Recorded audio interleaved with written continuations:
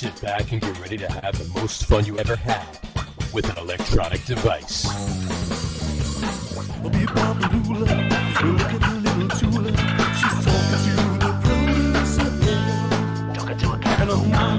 All right, everybody, welcome out to the Get On With It Sports Show. It is Wednesday, March the 23rd, 2022. Jersey Johnny coming at you. With me, as always, is none other than Mr. RadioPete and Mr. Harry Lug Nutz. Say hello, gentlemen.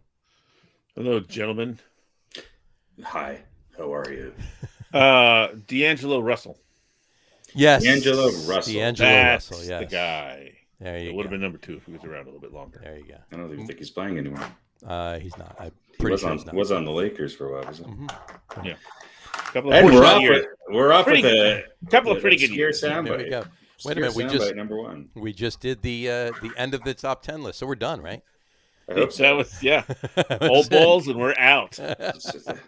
Should have been the top 3 list. Top 3 call list. it- There you go. Call it at the end of the day. So, This anyway. was a little bit harder than I thought it would be, and I thought there would That's be. what she said. Yeah. That's not what she said. That's not what she That's what said. she hoped. Well, it's what she said, but it was a surprise to both of us. I thought it'd be a lot harder. You know, because there were a lot of, and for those of you who don't know what we're talking about, you'll find out.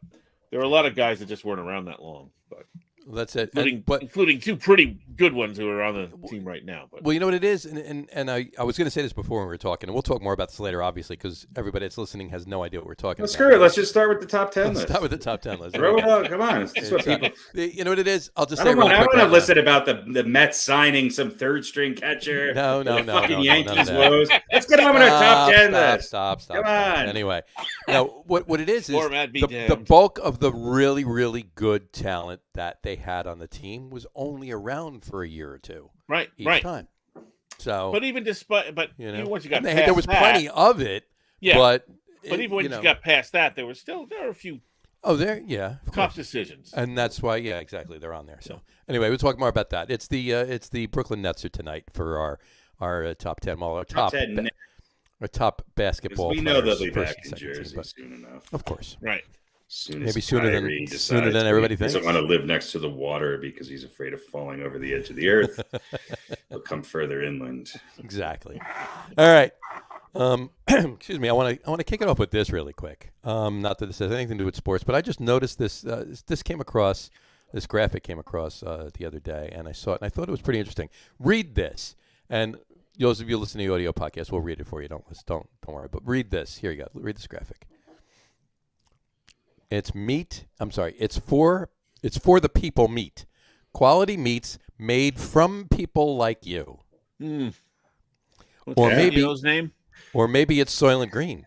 What's amazing is that the guy his name is Fritz Pfeiffer, who is the CEO of Right. It's for the People Meat, looks like a combination of Dr. Phil and every child molester you've ever, which I guess is redundant. Pretty much. But yes. But quality meats made from people like you. That's Well, I'm gonna hang on here. I think it should have been 4 people like you. it should have been for people like you. It's 80. Yeah. I think what they're trying to say is that it's not some big conglomerate making the meat. It's the everyday people working in our plant. I would like to meat. track it down and see if Big Agra has any the meat industry is providing them with their meat, or if I doubt this guy, this Fritz Pfeiffer, is Going out personally slaughtering slaughtering the cow in his little barn, and Right. All right, never know. here's what I'm gonna say. What's that? I'll put that back up again. Okay, I'm gonna dispel this myth right now. go for it. Okay. Quality does meats. this not exist? Quality meats made from people like you. All right. What do we know about people here in the good old United States of America regarding We know a lot, actually. how fat they are? Okay, fair enough. There's a lot of people, right? What is it? 56% of people are obese or close to it or whatever, right? Yeah, it's more than 50%. Yeah. Yeah. So are they cutting off parts of their fat and turning it into No. burgers? Here's my point. If you look up as we're looking at it, upper left, it Right. says 86% lean, 14% fat. Right. Well, if you have 14% fat, your body fat is less, is considered normal. Right. So that is not people like me. That's the meat ratio, though. That's the percentage of lean versus fat. Well, maybe. Well, it's the other thing. Still, I'm just saying, if they're making it from people, they're making right? it from people. They're some really. Maybe they're blending it. Maybe they're blending it. Maybe they're only putting a little some bit lower than normal body fat people. That's my point. The other way I know it's not from people is that it says no hormones, no antibiotics, and no feedlots. And no one's that healthy. No. Okay, well, I was trying to do a short show tonight, but this will definitely. If you show up and somebody goes, "Hey, man, I got these burgers that I made from this," would you eat it? I wouldn't. But that's just. Would you like a little? I threw a little Seth on the grill. Would you like somewhat cheese or what do you know? Well, then it says 100% USA cattle. Oh, there. Sorry, put it again. Few other things. I know, I think what they were trying to do is they were trying to say they're not made for people like you. I think it was trying to say made by people like you. No, I think it was quality meats made for people like you. Nobody wants to draw attention to who's actually working in the meat packing plants because while the cattle might be 100% USA cattle, 99.999% of the meat industry is slave labor, mostly from South America and Mexico. Gotcha.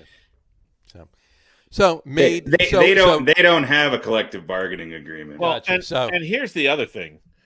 You guys know how a slaughterhouse works, right? We all know that. I don't want to get into that.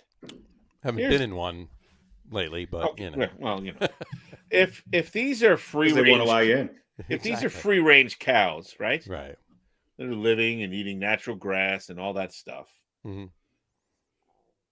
And then they're being herded, right? Into the chute. Right. And then, dealt with. Compare that to cows that live their whole lives in a less than ideal existence, right? Yeah, but none of these cows are free range, or it didn't say anything about that. Yeah. No, I think it did. Well, anyway, who cares? Next, let's get on to the top 10. My point here is those cows that have the good life. Suddenly, good life that ends in electric shock. That's it. Suddenly they're herded and cattle shooted, and they don't know what's going on. They're going to be completely stressed out. It's going to make the meat tough and stringy. Cows that are just like, yeah, I'm a cow and it sucks. It's almost going to be a relief when they go to the slaughterhouse with them. Yes. So I think what you're saying is a surprise throat slitting is way better than when you know it's coming. Right. So what you're basically saying is. So what you're basically saying is the cattle that aren't free range is better meat than the cattle that are free range. Is where you're going with that. Yeah, I think the free rangers are going to be freaked out by this unusual process, and I don't think the meat's going to be very good. Yeah. And there's no Harry. How do you feel about tenderizers? I don't want to give because if we have one, Dave Scardino is our only listener, and I don't want to lose his support. So he's not a vegetarian, is he?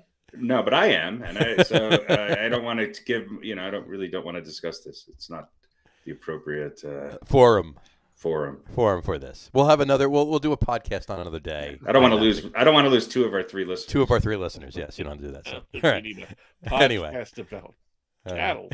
Probably not. So a lot of beer, sports, and cows. Beer, sports, and cattle. All right, exactly. All right. Note to self: ask John to send the agenda for said program before we start next week for possible reorientation of content. All right. Let's move on to some baseball. Here we go. We'll start out with a little bit of baseball. A couple moves. And a lot of this is going to point to Harry because he wasn't here last week. Really quick, I just want to ask you. Well, let's go. Let's start with this. Obviously, the Yankees signed Anthony Rizzo for first base. Sure, we all know this. Luke Voit is gone. He went to the Padres. How do you feel about that? How do I feel about that? Yep. I think Rizzo's a slightly better defensive first baseman at the tail end of his career. I thought Voit. The Yankees. I hope that the Yankees know something about Voit that we don't know, which is why they were so eager to get rid of him. But on paper and based on what his potential was, I don't think you're gaining anything by losing Luke Voit. Look, the Padres seem really excited about having him. Yeah. I think the Yankees didn't really get anything for him. No. Maybe we'll see if this right-handed pitcher can make it through half a season and has an ERA under 7, then success. Then it was success, exactly. But Luke Voit, I don't think I could be wrong. I don't think there's any Yankee with more RBIs after the 7th inning than Luke Voit the last 3 years. Right. And Luke Voit could play in home games. Well, there's that. Yeah. But the question is, can you get enough playing time out of him? Well, he had one year of injuries. He only had 1 year of injuries. And I think a lot of people. I mean, we're not asking that same question of anybody else. Rizzo was out last year with injuries right after they got him. He was out for a long period of time. Voit came back and actually did really well. Played well, yeah. So do we ask the same thing about Giancarlo Stanton? Do we ask the same thing about Aaron Judge? There was a lot of talk about Judge. Guys. There was a lot of talk about Judge and whether I'm he was actually breaking down. I'm actually going to go somewhere with this. My point being is that you're not paying Voit nearly as much as what you're paying Rizzo or any of these other. I think for the money, Voit was a bargain for the Yankees, and he produced. Now, if there is something there, to your point, about these injuries where they feel like, hey, the writing's on the wall and our experts feel that he's probably going to be more injury prone, then great. I'm glad they got rid of him. Re-signing Anthony Rizzo tells me, and the lack of the Yankees to pull the trigger on any big name pitchings as of yet, and or replacement at catcher, center field, or shortstop, tells me that the Yankees are tightening. The wallets are not open. And they're not a destination for these big name free agents. And I don't think it has anything to do with the desire not to play in New York. I think it's that the word is out on the street that the Yankees are not willing to write the checks that the Red Sox, Dodgers, and Mets are willing to write. Fair enough. Yeah, I mean, that's kind of where I was going with this. So the other thing I want to say is obviously your boy Sanchez is gone. Yeah. I mean, that was look, that to me, if anything out of this Yankees season – is hallelujah. They finally saw that the kid who kept riding his tricycle into the wall was probably not going to be the next senator from, So I think that if you looked at that as not the big trade of the offseason for the Yankees, but as an aside in years past, great. You got a guy who's had one pretty decent season at shortstop, who moved on for obvious reasons because that team got an even better shortstop. So you have at least a stopgap defensively. We'll see and it is somebody who maybe is not just a power hitter, whose on base percentage looks pretty promising, who has way too many last names, and I can't remember any of them. But and then you got a really old Josh Donaldson who's going to anchor the corner with a really old Anthony Rizzo. Right. So, okay. Is Josh Donaldson better than Gio Urshela? I think it's a wash. I think Urshela, however you say his name, has way better upside offensively, but he's much like most of the Yankees' left side of the infield the last couple of years, is a defensive liability. Right. So, but he was the defensive third baseman that the Yankees wanted. So I don't know. I think that it was all about getting rid of Sanchez. I wish Sanchez luck. I think he will actually probably do better in another market, especially a place like Minnesota.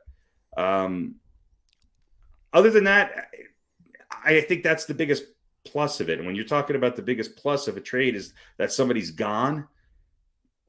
Okay. There are some things that I think Donaldson brings to the clubhouse that maybe the Yankees don't have. And maybe he's willing to be that guy who calls things out the way they need to be called out. We'll see. Hopefully he is. Well, but I don't have. Are the Yankees any better than they were last year? No. On that note, obviously, Correa went to the Twins and Story went to the Red Sox. Right. So obviously no moves at any of the big ticket shortstops for the Yankees. So my point being, and I got one other thing to say about that, but my point being is this: do you think it's the Yankees can't spend or just don't want to spend? Well, I'm not sure there's a big difference. Well, yeah, there is, because if they can't spend, that means they don't have the money that they used to. If they don't want to spend, that means Hal Steinbrenner has plenty of money, he just doesn't want to write the check. It's all lent. It's all borrowed money anyway. Yeah. I think that it's probably a fine line and somewhere in between. I think that they don't want to spend it so that they can in the future. If that makes any sense. They don't want to spend it now so that they can. Well, obviously they know in their minds that they're going to have to pay Mr. Judge at the end of the season. That's my point. So that's my point. And I think the Yankees are looking at this.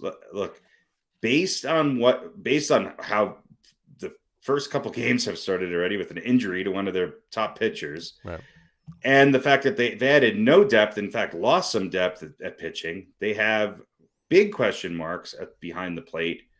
I think they're set there defensively, but probably, they didn't upgrade there. Right. And look, here's the biggest thing that I want to point out is that, and I will defend this with anybody who wants to argue it. Okay. Mm-hmm. The Yankees' best infielder is DJ LeMahieu by far. It's not even close. And he doesn't have an everyday position. Okay. And he doesn't have an everyday position. And that killed him last year and literally led him to injuries that hurt his season. He played through them. Okay. But why are you holding on to Gleyber Torres and not getting something for him and allowing DJ LeMahieu to play second base? Or why did you sign Anthony Rizzo to a big contract when you could have kept Voit, who was already under contract, and had him DH and play first base but let LeMahieu, who's a great first baseman, let him play first base on a regular basis. Right. That's also going to lengthen his career and his ability to stay healthy as a Yankee. This is what I don't understand. It doesn't make a lot of sense. It really, really doesn't. No matter how you look at it, it doesn't really make a lot of sense. Now, what I was saying to John last week is, I think it was last week, right? Last week. Yeah. Is what Michael Kay was saying, which is if you go back and you look at the Yankees and they're bringing in LeMahieu and what they said at the time, that was their plan all along. That was their plan. Play a bunch of his. Right. He was going to be a utility infielder, but they want him to play every day.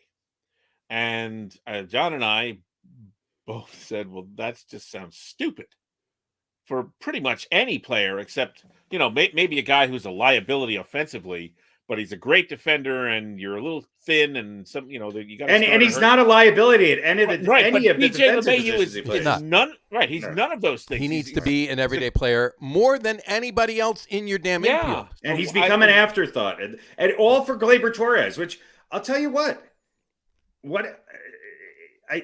he should be the one platooning or trying to, to fit in and be a backup. They should have traded Torres. I've said, I'm a broken record. I said it for many years. The time to trade Torres and Sanchez was 2 years ago.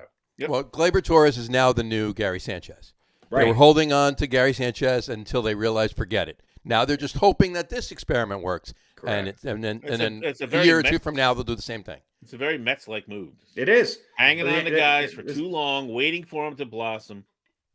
It just makes you question the guys making these decisions. There's a lot of question marks with the Yankees, and a lot of it has to do, we talk about, Voit was healthy to go. He's healthy to start right now. There's bigger questions with a lot of other players when it comes to health. Where is Aaron Hicks? Where is he? Right. He was, you gave him a lot of money. He was an all-star, 2.5 years ago? 2.5 years ago, yeah.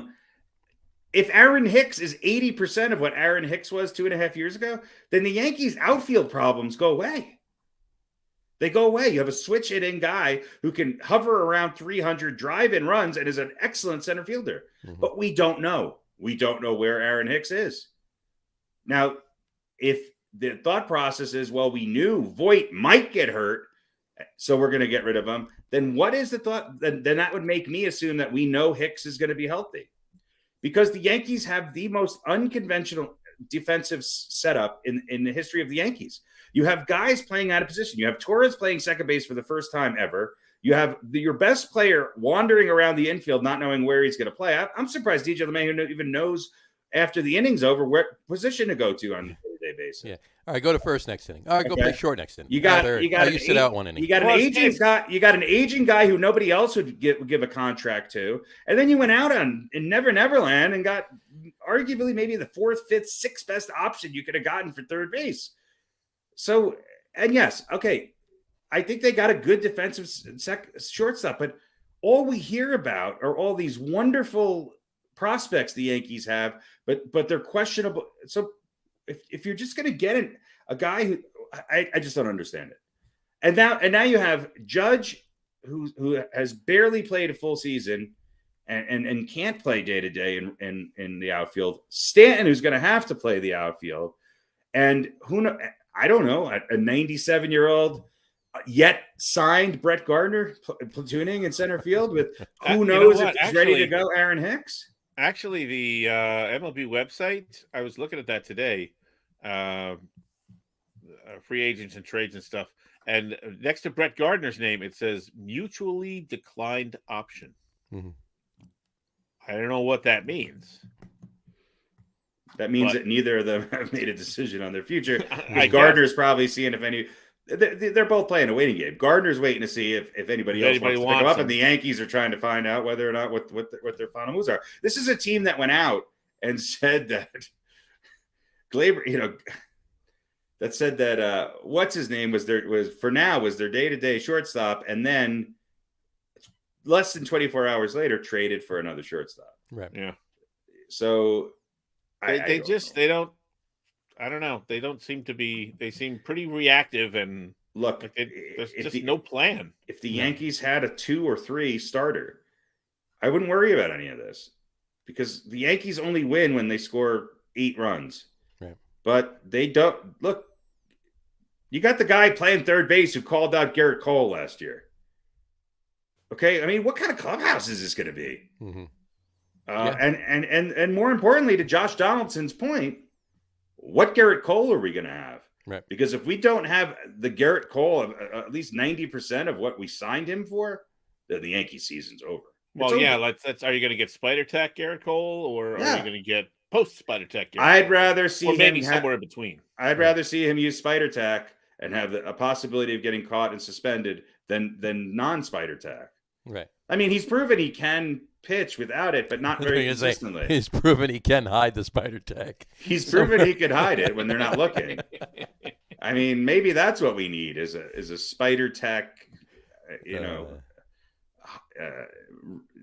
concealer. Maybe it's like his earlobe is made out of Spider Tack, so he just. I mean, that's the elephant in the room is that the Yankees starting pitching is a giant question mark. Right. Out of any of the teams in the American League East alone, they have by far the weakest starting rotation, and this vaunted bullpen, which everybody talked about prior to last year, is not what it was made up to be. And by the way, another thing that we should be looking for is a closer. Yeah. So you have one with Nolan Chapman. I don't think the Yankees. I think the Yankees are right where they were last year, with the exception of bigger question marks in their pitching staff. Now, can Luis Severino come back? You have to have at least three solid starters pitching together. You can't have this piecemeal thing where one goes down, the other one comes back. I get it. Injuries are far more of a part of the game today than they ever were. Sure. But it's just, Well, yeah, you can have a great bullpen, but they don't have a great bullpen. Right, but even if they did, you can't have the greatest bullpen working. Everybody working. That's exactly 70 innings a year or whatever. Well, poor Chad Green. I mean, he was.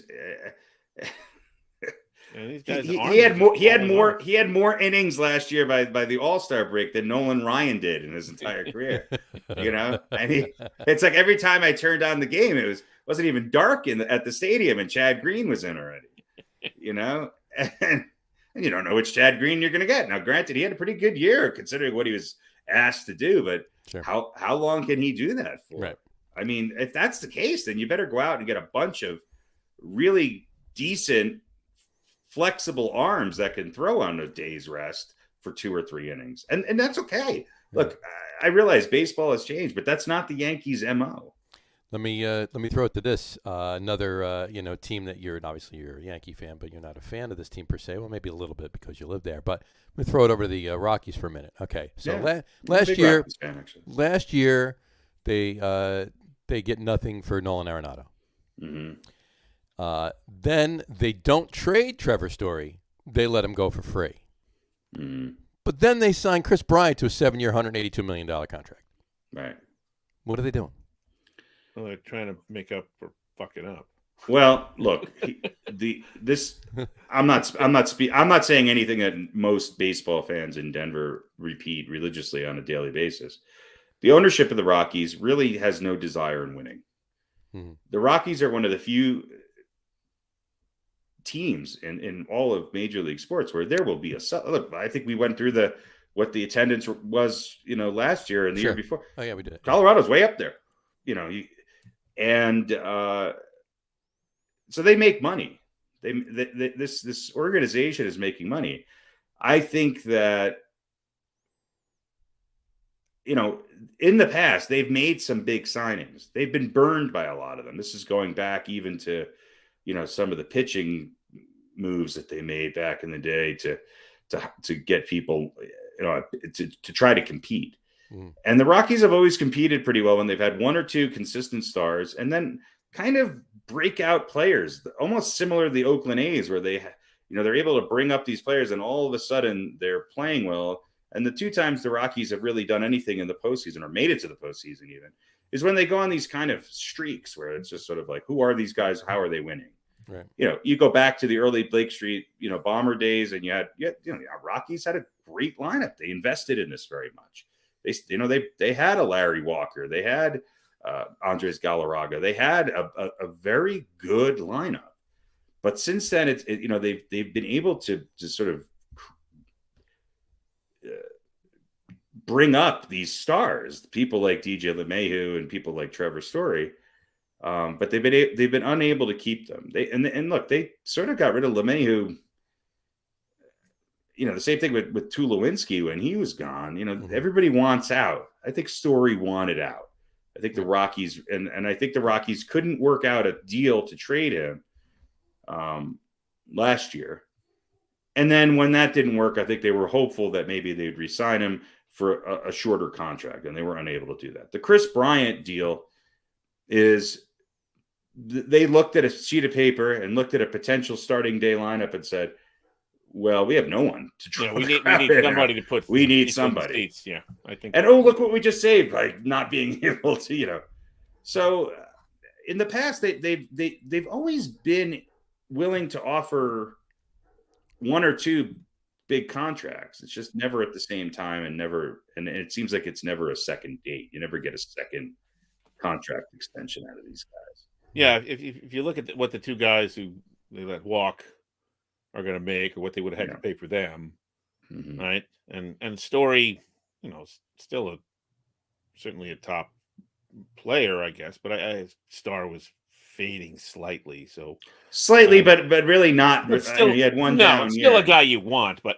And so then you go, okay. Same thing with what's his name who went to St. Louis. Look, so now they're not going to pay that salary, and they're not going to pay those two big salaries. So yeah, we'll give Chris Bryant something, and people come out to see Chris Bryant. The bigger story is them letting Sonny Gray go. Yeah, that is because what people don't realize is occasionally the Rockies get these pitchers that do pretty well, and if you're pitching well in Colorado, in Denver, you're going to be a pretty good pitcher in this league. It's the opposite of if you can keep your ERA under 5 at Coors Field, you're going to be a pretty good pitcher. And so, and Sonny Gray was good other places too, just not with the Yankees. Right. Well, and I'm thinking of John Gray. I'm sorry, not Sonny Gray. John Gray. Gray. I got the name. He was a local kid who, had a couple cousin. Had a couple really good seasons, and look. This year, you'll watch the Rockies, and there'll be 2 or 3 guys who come out of nowhere, even though they didn't really come out of nowhere, who will start to, do really well. They've kept Charlie Blackmon, and Charlie Blackmon, again, is getting up there in age. But, Charlie Blackmon 2 years ago would have been a great center fielder for the Yankees. And, the Yankees always used to seem to, not so much with the pitching staff necessarily, but they always seem to have some young kid who came up and had, a really, really good year, if not a great year. And it was Vasquez last year, yeah, I mean, it was just the fact that he did something and that he could run the bases and that the Yankees weren't relying on somebody hitting a 3-run home run and somebody was hitting a single rather than, striking out. Yeah, I don't know. I don't get. Well, I don't feel. I felt like the Yankees were doomed with Cashman still there and with the extension of Aaron Boone. I just don't. I don't see this current setup of the Yankees, and quite honestly, I think the Yankees really need to look long and hard on going in on Aaron Judge for a huge contract long term is really going to be in the best interest of the Yankees as an organization. Well, if they don't and he walks, you know where he's going, right? To the Mets? Yeah, probably. I know. I don't know about that. That's probably going to come down to years, more than money. But what I was saying to John last week is, it seems to me like the old Yankee model of our goal is to win the World Series every year. I don't know if that's really. I think you're absolutely right. I don't think that's the model. I think I said last week, I think it's let's get into the playoffs and see where it goes from there. And see if we can catch lightning, a little bit of lightning in a bottle and maybe work our way to a championship that way. But it'd be interesting to really see what some of the transactional communication is with some of are any of these guys really interested in the Yankees, or did the Yankees really just say no, or did the Yankees approach any of these guys, or are the Yankees really in a position where they're treading this sort of, the Yankees now, I think, have the 4th or 5th highest payroll in baseball. They're not even, I could be wrong on that, but I know they're not number 1 or 2 anymore. So, and I don't think they're number 3 anymore. So it's interesting. Not to say that that's always a bad thing, but right. The Yankees the Yankees look good on paper. Right. There's a lot of names there. There's a lot of name brand recognition. They're not looking as good as they used to look on paper anymore, though. No. They used to look lights out on paper, But, the best the Yankees have played was in the middle of the season last year when they went on that run. Mm-hmm. And a lot of it had to do with a lot of those big names not being in the lineup at the time. Yeah. We were small talking about them being, what was it, like 12 games out or something like that? Mm-hmm. Or, and running out of time to catch up. And then, of course, they won 27 of 28 or whatever the hell it was. Wow. Almost, that was probably the second best win streak like that behind the Cardinals. Look, they got a lot older at the corners. They got a little bit younger at shortstop. Their outfield is not young. They got a little younger behind the plate. The Yankees do not have a lot of youth on their side. There's a lot of guys in the middle or end of their career. Yep. And we shall see what happens. Again, maybe they have the lineup would not concern me if they had the Mets starting rotation. Right. And you know what? They go through cycles like this, and then we'll wrap up the Yankees talk now, but they go through cycles like this, and it always seems that they have a crop of really good, not to use that phrase they used a few years ago, but baby bombers, right? And maybe that's where they're going. Maybe they know what they got in the minors, and they just got to put a couple of stopgaps here and there, and that's what Rizzo and Donaldson and. But when was the last time? When was the last time the Yankees were in the World Khalifa, Series? I mean, Khalifa, whatever his name is. But when was the last time the Yankees were in the World Series? 13 years ago. Yeah. 2000. I mean, that's for a bunch of impatient New York Yankee fans. That's a long time. It's not like we were there every year in the division championship game either. No, it's the longest since we haven't been a threat. It's the longest since what was it 15 years. The best chance the Yankees had was when they lost to Houston, when they had them beat and Chapman couldn't close it out. Yeah. That Yankee team, actually, the first year LeMahieu was there, that Yankee team actually looked pretty damn good.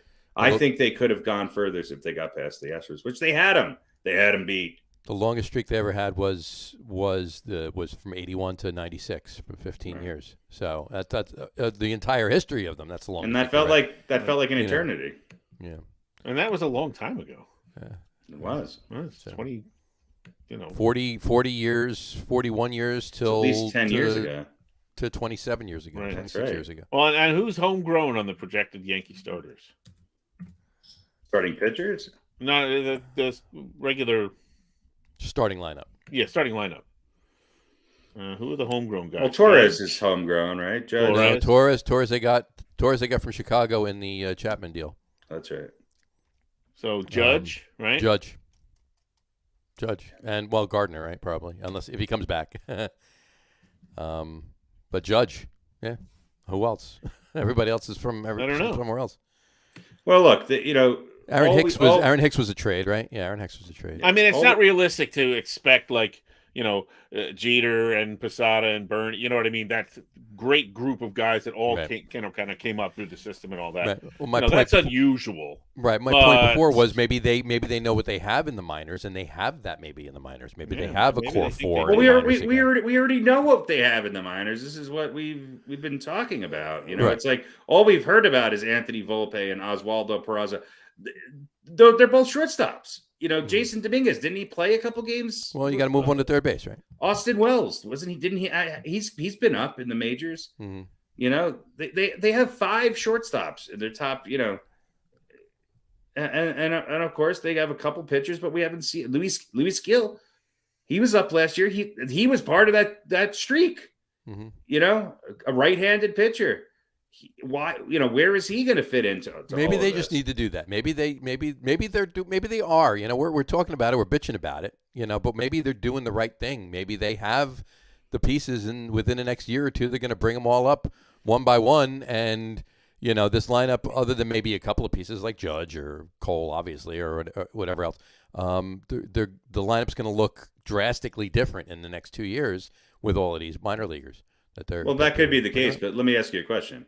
What's the most important thing to any winning team in baseball right now? Keep winning. No, but what's the most important thing to have? Oh, pitching. So by the time these guys come up, Cole's done. How long was his deal? And who else do they have behind him? No one. Well, how long was his deal? Because that was last year. But what I mean is he's done with the prime of his career. He's done being a superstar. Got you. Still be a quality pitcher, but he won't be the lights out guy. Right. All right, a couple quick things about the Mets. I just want to nothing to talk about in detail. I just want to bring it up. I saw this graphic actually; it's pretty interesting. Buck Showalter is 4th in wins of all active managers. He has 1,551 wins. Terry Francona is number 3 with 1,782. Dusty Baker is number 2 with 1,987. Okay, and Tony La Russa is number 1. A little bit of a difference between all of them. Tony La Russa's got almost 3,000 wins. He's got 2,821 wins, and Joe Madden is 5th, by the way, 1,355. But I just thought it was interesting. And Scherzer pitched on Monday in a spring training game. Had a good outing, 5 innings pitched, 3 hits, 1 run. DeGrom pitched yesterday. He threw a first pitch curveball. The first pitch he threw was a curveball, and apparently Max Scherzer was talking to him. They were busting chops in the dugout before the game, and he told him to throw a first pitch curveball, throw everybody off. So they were laughing, they were joking about it. I thought that was pretty good. They were getting along like that, and they're pretty. It's pretty interesting. It's pretty excitable. I just want to throw this graphic up based on that. This was MLB.com's, I believe it was MLB.com's, top 10 pitchers right now in baseball. And there it is right there. Number 1, DeGrom. Number 2, Garrett Cole. Number 3, Max Scherzer. And then it goes from there. Number 4, Walker Buehler. 5, Brandon Woodruff. 6, Zach Wheeler. 7, Lance Lynn. 8, Shane Bieber. 9, Corbin Burns. And 10, Lucas Giolito. What do you guys think of this list? Think it's accurate? How could it possibly be accurate now? Yeah. Well, based on last year or the year before, based on numbers, based on projections, Sure, it's 1,000% accurate. How would I know? I don't know. Harry? Who's Lucas Giolito? Yeah. How about are we gonna put Bieber in there? I don't know. It's Bieber's in there, number 8. Bieber's okay, he's in there. So Yeah, this is probably accurate. what do you think I about don't the know. top of the list? Let's do that. Let's concentrate. Forget about 4 through 10. What do you think about 1, 2, 3? I think For the entire league, do you think that's accurate? I think you got to. What was Corbin Burns' ERA in 2020 and last year? I don't know. I mean, I think his ERA is under 2.4 the last couple of years. I mean, It's been low, yeah. Yeah, I mean, I think he's better than Garrett Cole. I mean, I think Cole's sort of. I hope Garrett Cole is up there. My gut tells me that he's up there based on 2 or 3 years ago, and not the last 2 years. Yeah, I mean, Wheeler, that makes sense. Bueller. I mean, I can't believe that what's his name with the Dodgers isn't on the list at all. Yeah, how does Kershaw not get on this list? Well, I mean, he is tailing off. How about Logan Webb? Mm-hmm. Is he on there? No, he's not. No. Yeah. You know, I mean, it's hard to know without knowing what the criteria is. Right. You know, this is true too. What it does tell me is that Milwaukee should be a lot better than they are. You know, True. This is true. All right, I just want to throw that up there. I mean, where's Chris Sale? Again, that's kind of hard to know with the injuries that he's had. Right. Who else am I thinking of? I mean, look, you could argue Milwaukee's got 3 of the top 15, 3 of the top 12, sure, starters. But I mean, who are the Mets' top 3? The Mets have 2, and well, Chris Bassett they traded for last week, so they got. So I mean, that's a solid number 3. And if what's his name comes back, who has a better starting rotation than the Mets? Mm-hmm. Maybe Milwaukee. I doubt it though. They're 1 and 2 anyway. Mm-hmm. In whatever order you want to put them in, they're 1 and 2. I mean, if Carrasco has a great year and Taijuan Walker got exhausted last year. Mm-hmm. He was just pitching. Now he doesn't have to. He wound up being, for a little while in there, he wound up being the number 1. Is Syndergaard now he's number 5. Syndergaard's in Los Angeles. He's with the Angels. Angels. Oh, that's right. He went to the Angels. Right. You got a 1-year deal though. You watch. If he pitches well, and the Mets need another starter, you watch him back in the Mets uniform in 23. But in any event, look, what the Mets did really well is that second tier of free agents, including the pitcher they just got and Starling Marte and all that. The Mets did really well filling in the holes of where their needs were. I think exactly. I think they did really well. They did an awesome job. And by the way, they signed. They now have the number 1 and number 2, 3, or 4, whichever way you want to put them, pitchers in baseball. Right. So that makes the question. And the year before they got supposedly the best shortstop in baseball. So right. Well, we will certainly see as the we're 2 weeks from the season. 2 weeks from tomorrow is opening day. So we will certainly see. One last thing on baseball. I just thought this was interesting. On Monday, the Texas Rangers beat the Cleveland Guardians in a spring training game, 25-12. Okay. So I thought that was 25 runs. No mercy rule in spring training games. So. No. Listen, you might say that Texas had certainly one of, if not the best offseason. Mm-hmm. They had a great offseason. They brought in some guns. So well, when they can get rid of their, wasn't Isaiah Kinner or whatever his name is? Wasn't he an All-Star last year? I mean, when they could get he was a Gold Glove winner or whatever. Gold Glove, I think it was All-Star. When they can get rid of him because of who they signed, I mean, that's a pretty good. Yeah, no, Texas did well. Yeah. There's still, there's still some holes in the starting lineup. I think it's still a question mark, but less of a question mark than some other teams. Right. So, well, and also we talked about this last week, but you weren't on the show. Just to clarify, the opening day is the 7th. I had April 21st. Pete had May 1st, and Harry, you had 2024. May 48th. So, I went big. You went big. Yeah. You went big. So. I was kind of hoping for not a full baseball season. There you go. Anyway, all right. Actually, I got. You got a baseball thing? One. Yeah. Well, listen, the 7-inning doubleheader is gone, right? Yep.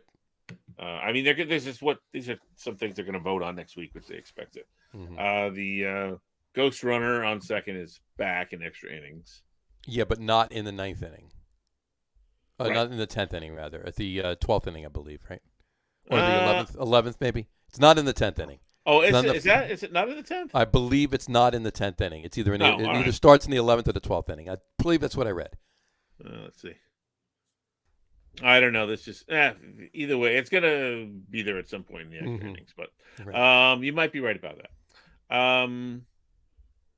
26 to 28 players on the roster through May 1st. I guess because I don't know. Because spring training is spring training because they want a get couple extra players on the roster for the first month because of shortened spring training. Yeah. But I wanted to ask you guys about sort of the Ohtani rule. The Shohei Ohtani rule, which is, and I don't know, how often is this going to happen? Ohtani, obviously, maybe Jacob deGrom if the Mets offense is so pitiful. But if your starting pitcher is also your DH, right, you can leave him in the game as a DH even after you take him out as a starting pitcher. I like that. Makes sense. Which was not the rule before, right? But it was. But nobody was ever a DH. The same person. I don't think anybody was ever a DH in the starting pitcher. Yeah. So they kind of made this rule for one guy, but it's probably a pretty smart rule, right? I like it. Makes sense. I like it. Why not? Take him out as a DH. If you have an amazing if you have a pitcher that has an amazing bat, why not? Yeah. Right. Now, also you can keep him in as the pitcher and substitute a DH for him. Sure. Yeah, one has nothing to do with the other. Right. Because it's not a hitting position, so you can go either way with that. It doesn't matter. Yeah. I don't see the Mets doing that based on DeGrom's injury history, a lot of it being hitting and pitching related, range of motion. So I don't see that happening. He might pinch hit or something like that, though. But I could see him maybe pinch hitting. Yeah, exactly. Come playoff time, I could see it. Or if there's some injuries, maybe DHing when he's not pitching. Let me ask you a question. Did Ohtani ever pitch and act as the DH in an American League game last year? Yeah, I believe he did. Okay. Oh, yeah. Yeah, that's what I thought. Yeah. So, all right. Cool. Yeah, I don't know. It might make some of those games where you're running out of guys. If you have those long games, which you probably won't have. I think in the playoffs it might come up. Sure. Yeah, because you might have you could technically take a guy like DeGrom, right, who pitched the day before, but you need somebody, right? Mm-hmm. Right. So you just throw him in, or maybe he comes in and pitches one inning, and then you put him in as a DH, So I don't know. Even have to pitch for one inning. You just come in as a DH. Just come in as a DH. Well, I'm saying if you needed to use him, but you didn't have anybody else, you wanted to keep. He was at least as good a bat as anyone else on your bench. Right. If it's getting that thin, then you leave him in, you or can DH whatever. Exactly. So. But that would assume that whoever your professional DH is, you would have taken out for whatever reason, maybe a pinch runner or something like that. But I don't think we're going to really get to those 16, 17, 18 inning games anymore because you're going to have that runner on second base. That ghost runner is going to solve that problem. Yeah. I think the ghost runner have to be the slowest person on your team. I think you should tie their shoelaces together, and they have to hop from one base to another. I don't want to take 2 hits to score them. That's right. Just in, okay. The Memphis Grizzlies have posted 76 points at halftime against the Nets. They did this without John Morant. And Kyrie is playing. Kyrie is playing. Mm-hmm. And Kyrie has 76 points by himself. Kyrie has 22 points. He's -9 at halftime. 22 points and he's -9 at halftime. Lovely. Yeah. There you go. They're an enigma. All right. Let's move on to a little football. Little football. A little football. One of those little ones you used to toss around the living room. Always a little. Used to call it something else. Yeah, I believe so. So anyway, a couple things. One, we're going to save that thing. That's a college thing. We'll save that for when we get closer to the draft. I got a little quiz for you that we'll go over. But as far as that goes, let's talk about the biggest thing. Let's talk about really quick Giants and Jets. Giants, they signed linebacker Jihad Ward. He played with the Ravens. Obviously, no confusion there, obviously, with Wink Martindale as the defensive coordinator. But he was with the Jags too, I believe, for a while. He stated, this was a statement from Jod Ward, wherever I play, they are always going to remember that Jihad Ward, really, where'd it go? I don't know. Eric, was he drunk? We're getting pretty deep into the weeds here. It's plays hard. The actual don't worry about it. It was a. It's the typical bullshit you say when somebody hits like a motherfucker is basically what the idea was. Oh, we have a comment here. Hold on. Is that what he actually said? Did he use the MFer? He did use the MFer. All right, good for him. There you go. So, whatchamacallit. We got a lot of free agency talk. Really quick, we have a comment from YouTube from Casual NFL Fan. He says, thoughts on Bears free agency? Maybe trying Eric Fisher, Stephen Gilmore, maybe wild card. What do you think about that, Bears wise? Bears, they could use all the help they can get. Yeah, I would say so. Yeah. How about yes, and yes? I don't know if any of those guys. Well, Gilmore, they could sign. Would be looking forward to playing for the Bears, but Gilmore's still not signed. He's still a free agent. He's still out there, so I can get them. Well, the Bears are fortunate that it's not going to take. It's not going to take much for them to compete. I think in that division. I mean, other than the Packers, who are obviously nowhere near as good as they were last year without the best receiver in football. Mm-hmm. Look, a little bit of a movement here and there, and they could be competing. And if what's his name develops. Justin Fields develops into the quarterback, and he will. I believe he will. I think he was headed that way towards the end of I last think season. The Bears. So. I think the Bears are not in a bad position. No, they didn't have a bad year last year. They just looked like a team that was figuring things out. Right. So I think that there's obviously holes in the Bears, like there are holes in many football teams. Yeah, a lot of teams. I mean, there's holes in a couple of teams just based on the last couple of days. I mean, like right now, Devontae Adams obviously signs with the Raiders, 5 years, $141.5 million, and he gets to play with his college quarterback because he went to college and played with Derek Carr in college. I would wonder. If that's like saying my college girlfriend was Ruth Buzzy. You got back together. But I was dating Salma Hayek, and I really just want to get back with my college sweetheart. Yeah.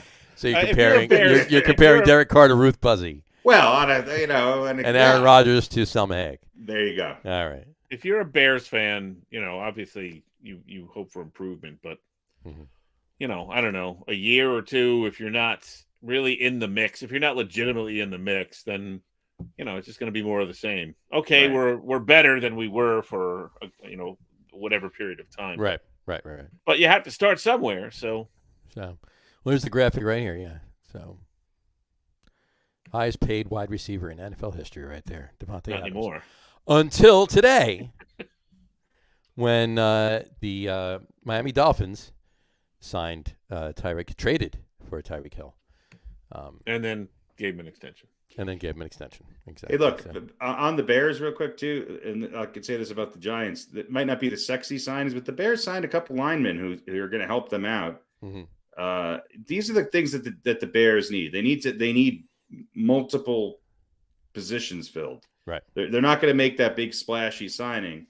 But I think if you look at what they've done, they've definitely gotten better. I'll say the same thing about the Giants' offensive line. I don't think the Giants have made such bad moves in this offseason. No, Joe Shane has made a lot of good moves. He plugged a lot of holes on the offensive line. He's doing some decent work on the defensive line right now. In fact, they went out and they signed Matt for a running back. Obviously, they let I saw that. Go. They signed Matt Breida. That's a good pickup. Yeah, wow. Again, it's not it's not earth shattering, but look. No, when you got Saquon Barkley, and hopefully he can return to being Saquon Barkley, right? But when you got him, Matt Breida's a good RB too. Mm-hmm. So, but Deshaun Watson goes to the Browns. And you saw what the deal was for, right? Yeah, ridiculous. They got 22. He got $5 million for every sex offense he's brought up on. There you go. 22 first rounder, 2022 first rounder, 2023 first rounder, 2024 first rounder, 2023 third rounder, and a 2024 fourth rounder. And they got a 2024 fifth round back from the Texans.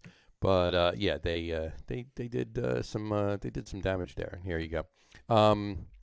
Just want to put is this the graphic? Yeah, this is it right here. Trade terms. There you go. 2022 first rounder, 23 first rounder, 23 third rounder, 24 first, and 24 fourth. Well, look, I mean, I think the fact that they got 2 first rounders, I mean, that's more than the Dolphins got in the 3 first rounders. 3 first rounders. I mean, it's more than the Dolphins, 2 more than the Dolphins got for Tyreek Hill. It makes me scratch my head and go, do these guys really care about anything other than just making the most money they possibly can and living in a place that they want to live? I mean, granted, most Americans have made the decisions based on that. But if it's about winning championships, I mean, do you think Aaron Rodgers must have known that Devonta Adams was leaving?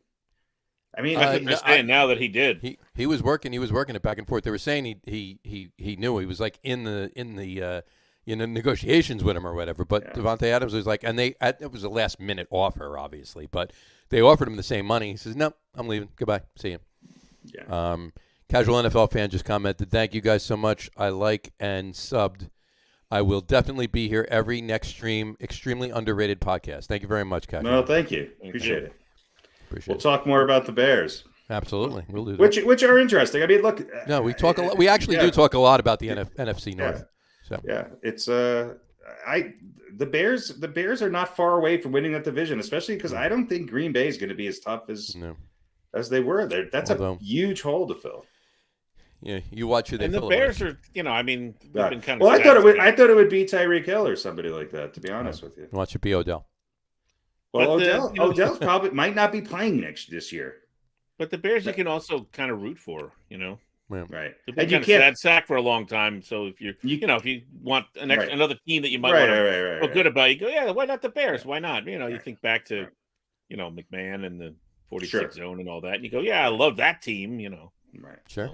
There you go. I mean, the thing is Odell's at best a second option anymore. He's a 2, and he's not going to fill the hole left by Devonta Adams. No, not at all.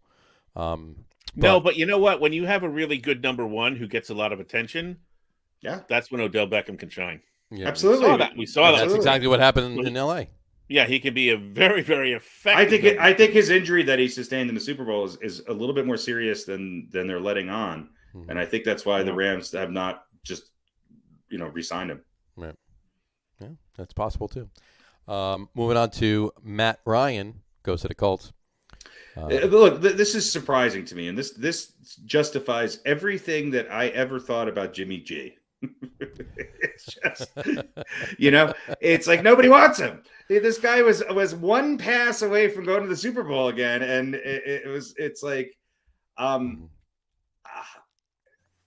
he was hurt. I don't know.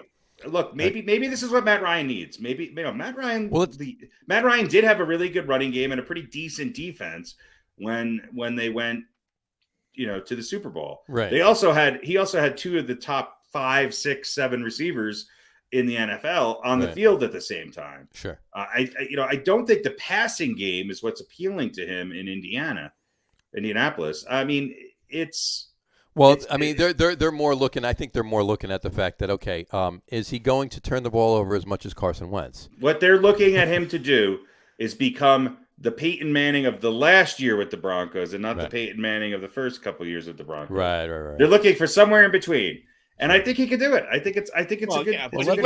He can still throw the ball too. Sure, he can. Absolutely. Let's just talk about how. Go ahead. And the other thing about Matt Ryan is, I know it was Brady and the Patriots and all that, but Matt Ryan, I mean, 9 times out of 10, they don't lose that game.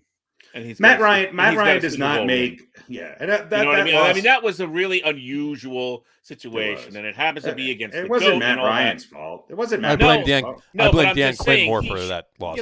Matt Ryan almost play that scenario out of 10 Matt Ryan wasn't playing defensive. No, but I'm saying play that scenario. Matt Ryan didn't give up 28 points. Matt Ryan is going to have some rings there. It was a very unusual situation, so he should maybe I think you're right. People understand that he doesn't play defense, Right. but he still doesn't end up with the ring.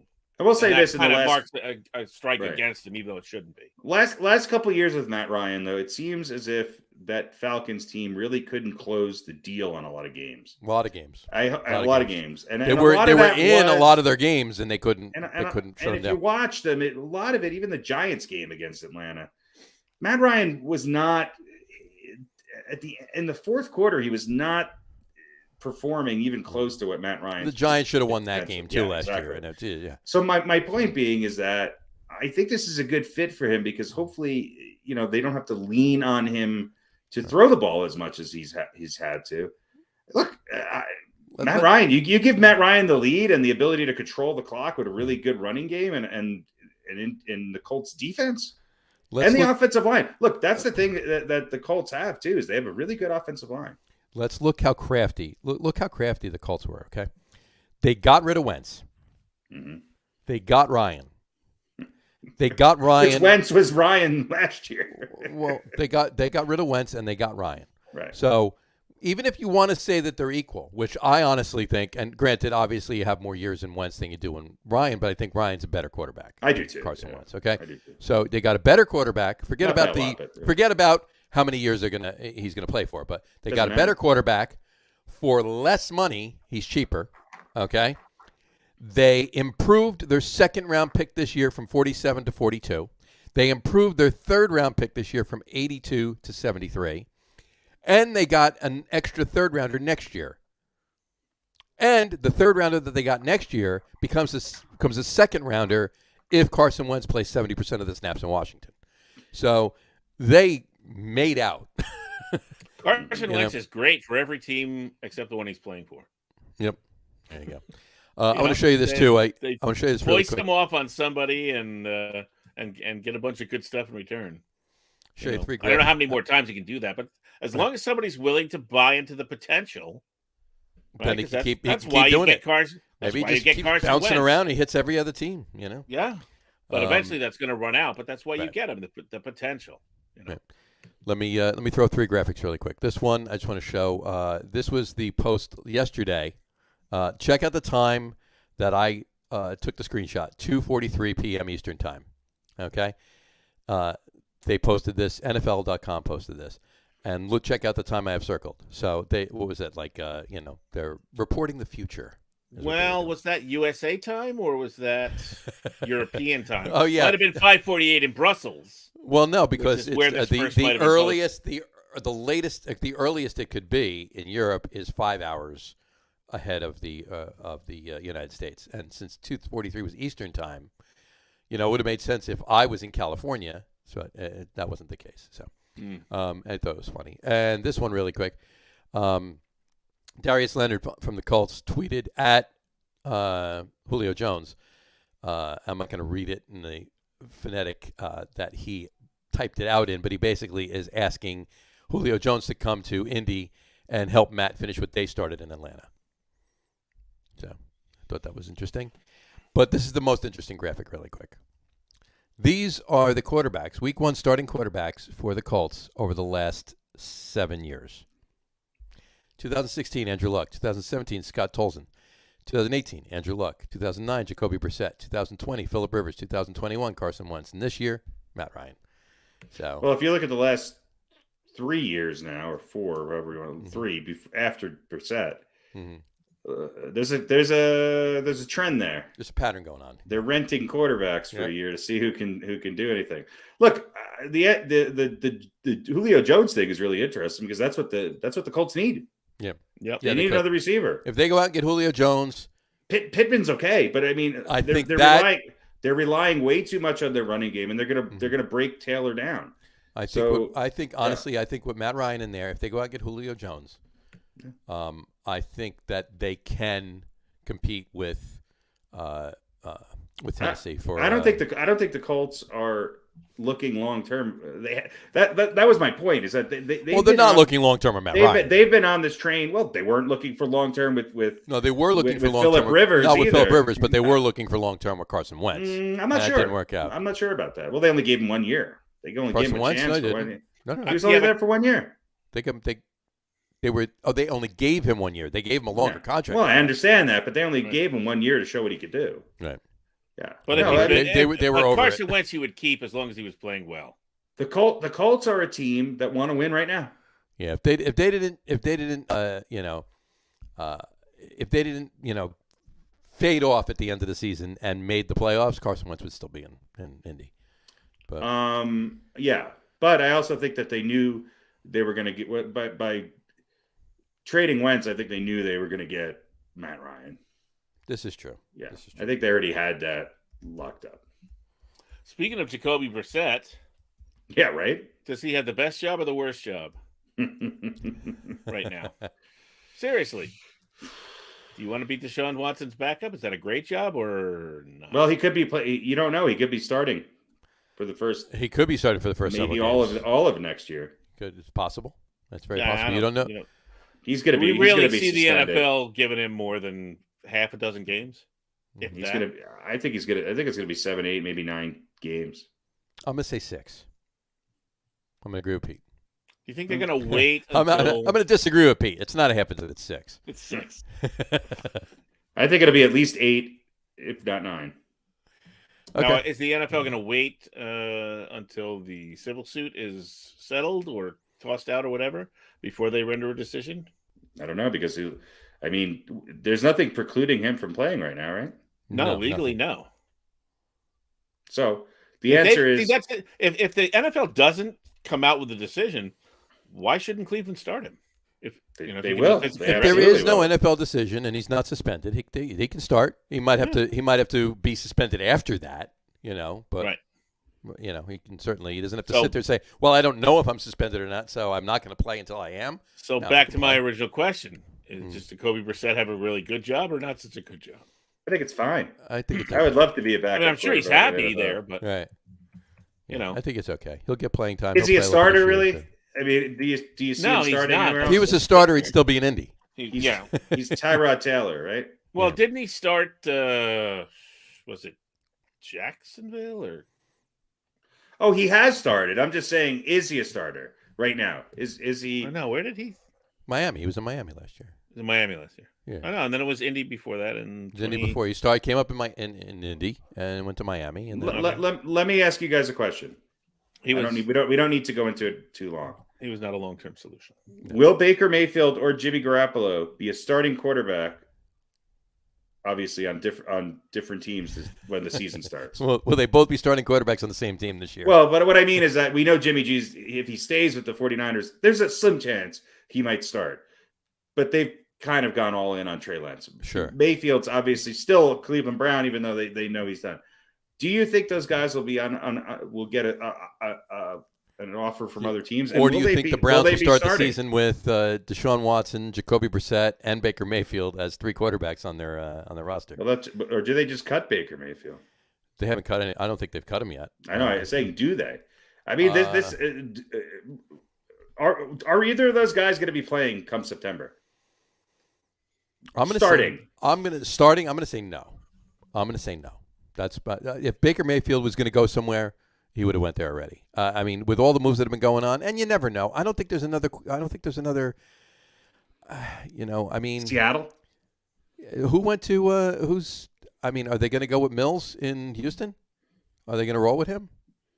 I can picture Baker Mayfield in Houston. Or is Baker Mayfield? Who's in New Orleans? Jameis Winston just got re-signed. Oh, right. They re-signed him for 2 years, $29 million. So I don't think Jameis Winston better than Jimmy Garoppolo. For I guess maybe the Saints think so. Yeah. Yeah. Here's the free agents right now. Here's the current free agents. How about the Steelers? -1. Jameis Winston was. This is as of yesterday or 2 days ago. Jameis Winston too, right? Fournette signed as well. Beckham's still available. Gronk, has he re-signed with? Well, it's not the middle of the year, so we don't. It's know. not right. So right. maybe later on in like July. He was the original guy. Training camp's half over. He's just more honest a little about bit, it. Right. J.C. Treader, Teron Armstead. You got Tyrann Mathieu. I don't think Didn't Matthew sign?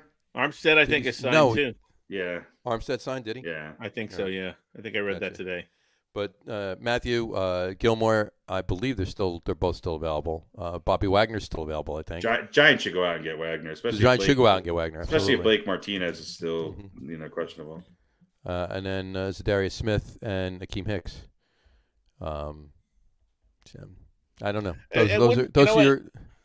It wouldn't surprise me to see Jimmy G still with the Niners. I mean, are they so in on Trey Lance that they're gonna dump Jimmy G? They didn't say they're going to dump him, but they said it's still under contract. Trey Lance is going to start. I think they're going to move Jimmy G with the right contract. And here's another thing, Drew Lock. Is he the number one in Seattle? No, that's what I'm saying. Seattle definitely. Look, could you see Baker Mayfield up in Seattle? I could see Jimmy G in Seattle. I think he would. I think that I could also see Baker Mayfield in Seattle. I think the landing places right now are Baker Mayfield should be looking at Houston, and Jimmy G should be looking at Seattle. I think that's the way it plays out. Who does San Francisco bring in to be their backup then? Glennon just signed with the Raiders. You believe it? Yeah, I do. Glennon just signed with the Raiders. My point is, what did San Francisco for what? do? To keep the bench warm? What did San Francisco do last year? They were one drive away from going to the Super Bowl. Yeah. Okay. So. Oh yeah, there's that. Yeah. That's what I'm saying. So now you're gonna. But this proves my point: is that as good as they are, nobody wants this guy. Right. And I will say this: I'm going to say this. I was kind of hoping that instead of it being Tyrod Taylor, the Giants went out and I don't want them to spend the fortune on Jimmy G, but I can't see San Francisco putting all those eggs. The timing was wrong with basket, considering where they were. With the coaching change and the line change that they're doing now, I mean, the Giants have gone. They've made the moves on the line. They still got the draft coming up. They got 2 number 1 picks.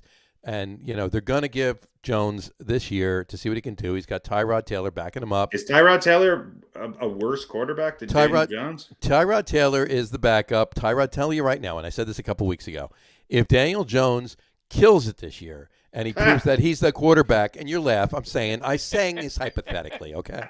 I'm not saying it's going to happen. It probably won't. But if Daniel Jones actually kills it this year and proves this, it won't happen, all right? But I'm making a point here. Listen to me. I know, I'm listening.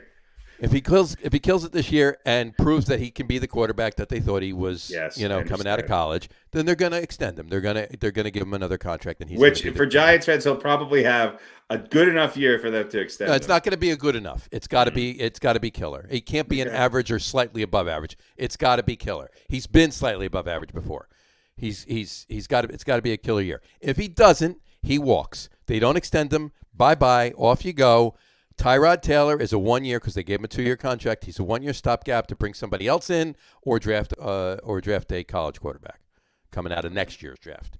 You heard it here first, folks. That's what's going to happen. It's one of those two things. I think you're right. But if this scenario happened before they signed Tyrod Taylor, if this happened next year with Jimmy G, if that happened next year, or if the Giants were a year ahead of where they are now, if what happened with the Giants was last year, then I could see Jimmy G being signed by the Giants. What you're saying is in 3 years they're going to have a new quarterback. 2 years, yeah, third season. It's 2000. And that time, 2024. Barkley's done. All of these. Right, Barkley will be done. So Jones, Tyrod Taylor, and then whoever. Jimmy G is going to be an offensive lineman. Right.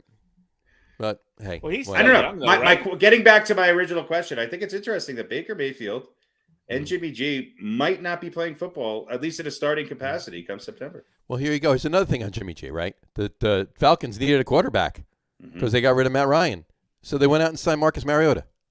That was my point. That was my point. All of these signings for guys to fill these quarterback positions, and no one's really it's interesting. They got Mariota for a 2-year, $18.75 million 2-year deal. I mean, again, is Marcus Mariota still a starting quarterback? He will be. Apparently, he will be. Was he really ever a starting quarterback? Well, he started his first year. Right, but he wasn't very good. Started 3 years in a row. He was a starter, and he wasn't bad. He wasn't bad in Tennessee. No. I don't know. And then, it's just one last thing in football. Joe Burrow, he was sacked 70 times in 2021. Let me put up this graphic right here. Third most all time, 70 times. So they beefed up their offensive line. So the Bengals went out and beefed up their offensive line. They got Collins was a good sign. Yep. Alex Kappa for the Bucks and Ted Karras from the Pats. So they beefed up the line. So hey, you know what? If what you're talking about with Joe Burrow, maybe they make another run at it next year, because they were that close last year with Swiss cheese in front of Joe Burrow. So see what happens. Anyway, all right. Anything else on football? No. Silence. From both of you. Well, Al Michaels and Kirk Herbstreit going to be doing Thursday Night Football. Thursday Night Football on Prime Amazon Video. Prime. Yep. Yeah. Prime only. Oh, great. Will it be delivered with my underwear? Yeah, but they better not leave it on the steps because somebody will take it. I just had something stolen the other day for the first time off my steps. Unbelievable. Really? Yeah. Amazon? Yeah. You call them and they're going to send it right back out again, right? Call them. There's not even an option You to pick up report. the phone and call. Did you call them? Did you give them a buzz? Yeah. Yeah. Did you email Anyway, them? the flip side No, of the coin I is that Hey, but they'll send it right back out. They Mike- will literally, Mike you Tirico just say it was stolen, they'll send it right moving up up. again. I have to figure out where that email button is. We'll talk about that later. All right. You can help me find it. What were you saying, Pete? I was saying good for Mike Tirico. He's going to Oh, yeah. step in and take over. So, which he deserves. He's doing, Mike Tirico's doing what? Monday night? He's going to do Sunday night. What was Michael doing? Sunday night. No, it's Sunday night. But not with Collinsworth. Is this Collinsworth still gonna? No. Yeah. Yep. Okay. Yep. I've probably just till his contract's up, and then Yeah. Well, I mean, half the games last year on Sunday night was Mike Tirico and Chris Collinsworth. That's true. You know, because Al Michaels Yeah, only that's did about true. half of them. So. But anyway, all right. Anything else? Let's. Oh boy. no, I think that's it. Let's switch it up to a little basketball. All right. Got the quiz. Let's do the quiz. Let's kick it off with the quiz. Kick off basketball with the quiz. We still don't have sound music for it. No, it's gonna This be a is the while. quiz, the only quiz. See, we got there's some new music on here we can actually use on this. Let's see if one of these actually work. Let's see. So, is that quiz music? What do you think? That's horrible. I feel like I'm going into Asian massage. How about this one?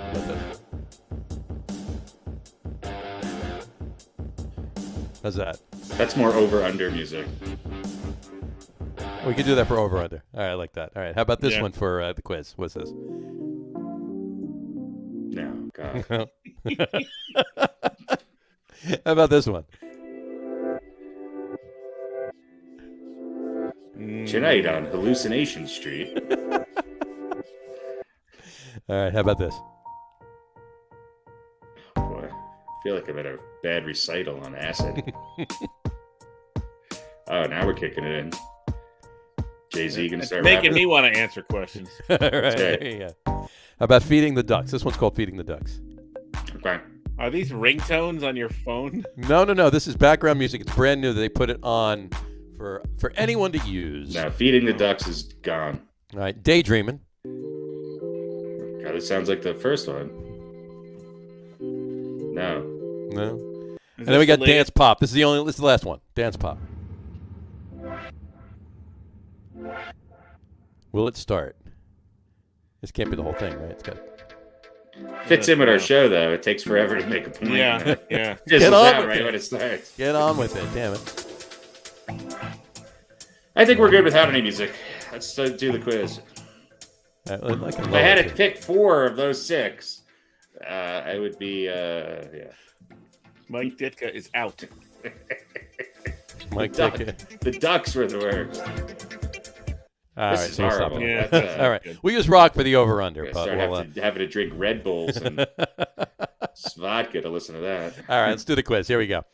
Tonight's quiz is NBA coaches. NBA coaches. Here we go. Forced, I'm going to give you 6. Forced A, 2 got to go. Who you keeping? Here we go. All right. Write them down. Here we go. NBA coaches. Write them down. Here we go. Red Auerbach. not his brother Blue. We're talking about Red. Or his brother Holtzman. Or his brother Holtzman, right? Number 2, Red Holtzman. Is he? There you go. Phil Jackson. Philly Phil. Greg Popovich. All right. Pat Riley. And Larry Brown. So Red Auerbach, Red Holtzman, Phil Jackson, Greg Popovich, Pat Riley, and Larry Brown. No, Mike Ditka and Tom Brady are not on this list, Pete, but please start us off. Well, it's tempting to just dump both the Reds right off the bat. Yeah. I mean, just but they're 14 combined rings. Yeah, Just because they're screw them. Off they go. Yeah. But I'm not going to do that. Yeah. I think the Reds coached like 25 of the top 50 NBA players of all time. All right. Well, Auerbach has to stay. All right. I think Phil Jackson has to stay. You think? I like Pop. Well, good for him. Is there a the fact that he's the best coach of all time, you know. I'm glad he's glad you like him. Well, we all have our different reasons right. for keeping. You like Tom and Brady. mixing. Pete does not. Well, You like Mike Ditka. Some people like to He use does not. logic. it's not that I like Brady. It has something to do with Statistics his and numbers. accomplishments. Others of us, we go from the heart. Right. Riley's out. Riley's out. Wow. Yeah, because Celtics-Lakers rivalry. Of course, I was a Celtics guy. I'm from New York on the East Coast. And then he coached the Knicks, so he's gone. Well, at least you have a valid reason. Oh! On cue, here's the trombone. On cue, we got the trombone. He should have just come in and played, and he could have been the background music for the quiz. Larry Brown and Red Holtzman. I got to get rid of Holtzman because you can't have two Reds on the same list. So there you go. Auerbach, Jackson, Pop, and Larry Brown. There you go. All right, Harry. This is like a cage match that we're picking. It's okay, of course. Sure. I'll take the wiry Larry Brown. He's feisty. I mean, look, this is tough. These are all incredible. I'm going to take Larry Brown off there, although I think he was a great coach. He was a great coach. Yeah. Popovich might go down as he doesn't have the numbers that Auerbach does or Jackson for that effect, but he's to me he's the best coach of all time. Okay. So I'm gonna keep Popovich. I'm gonna keep Auerbach. I'm gonna keep Phil Jackson.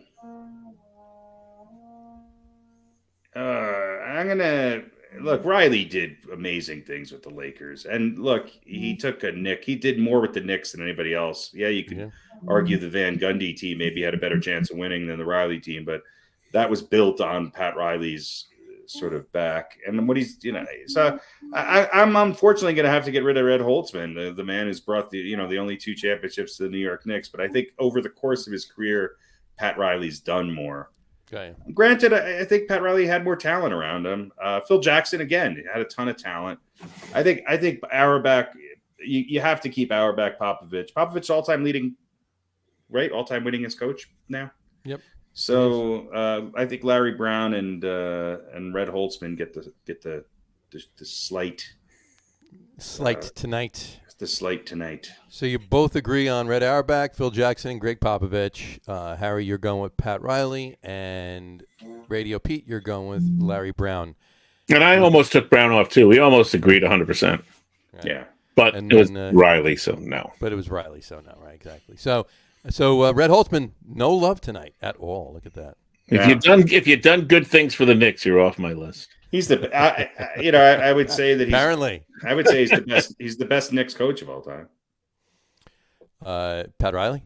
No, Red Auerbach. Red Holtzman. Red Holtzman. Yeah. No, Red Holtzman. Yeah, if we're just going Knicks, Red Holtzman wins over Pat Riley. Red Holtzman had some down years though at the Knicks, but he had some really, obviously he had those 2 championship years and the year that he went to they went to the finals 3 times in 4 years.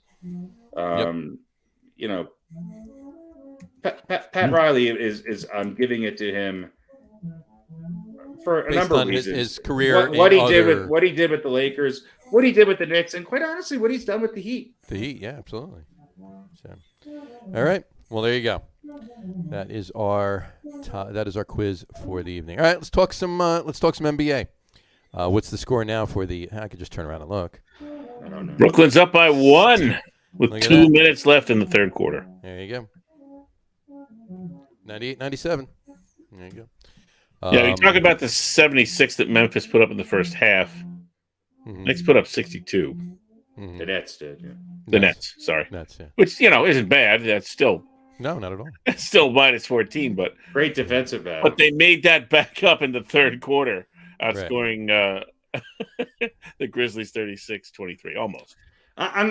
This is all I have to say about the NBA right now, is that I think 2 teams to look out for, one more obvious than the other, going into the playoffs. The Boston Celtics are playing maybe the best basketball of anybody other than the Phoenix Suns right now. Yeah, they're red hot. And having said that, I think the Minnesota Timberwolves are a team that, let's see if they can sneak into this playoff scenario. But the Timberwolves are playing really good ball, very quietly, and they've beaten some really good teams lately, and including the Milwaukee Bucks, the Lakers, the Spurs. They lost to Dallas, but only by 2. Minnesota's playing really good ball right now. They owe it all to A-Rod. They do. They do. He gave him the best drugs he could possibly give him. The Knicks, RJ Barrett seems to be coming into his own. I don't know if Julius Randle played tonight or not. He did not. He's out again. Barrett had another 30-point game. So, Fournier seems the Knicks, they beat Charlotte, not a great team, but a team with a better record than the Knicks. They beat them pretty handily tonight. So we have to go back and check our projections of what we predicted the Knicks would win game wise, but I think I am probably on target to hit what we projected. But I don't think the Knicks are gonna, make the playoffs. It's at this point, it's the NBA right now. Who's resting? Who? I mean, this is the other thing I will say. This idea of Doc Rivers resting his players. How many games has James Harden and Joel Embiid played together? 4. This tells you everything you need to know about the NBA. I mean, they're just going to kind of rest these guys and then let them gel come playoff time. It kind of makes no sense. It makes no sense. I don't feel as good about this Sixers. And look, it doesn't look like what's his name is going to play the rest of the year for the Nets. No, Ben Simmons. So no, he's got a herniated disc in his back. So I don't think you're going to see Ben Simmons play for the Nets. Nope. So. Other than that, I mean, look, how can you not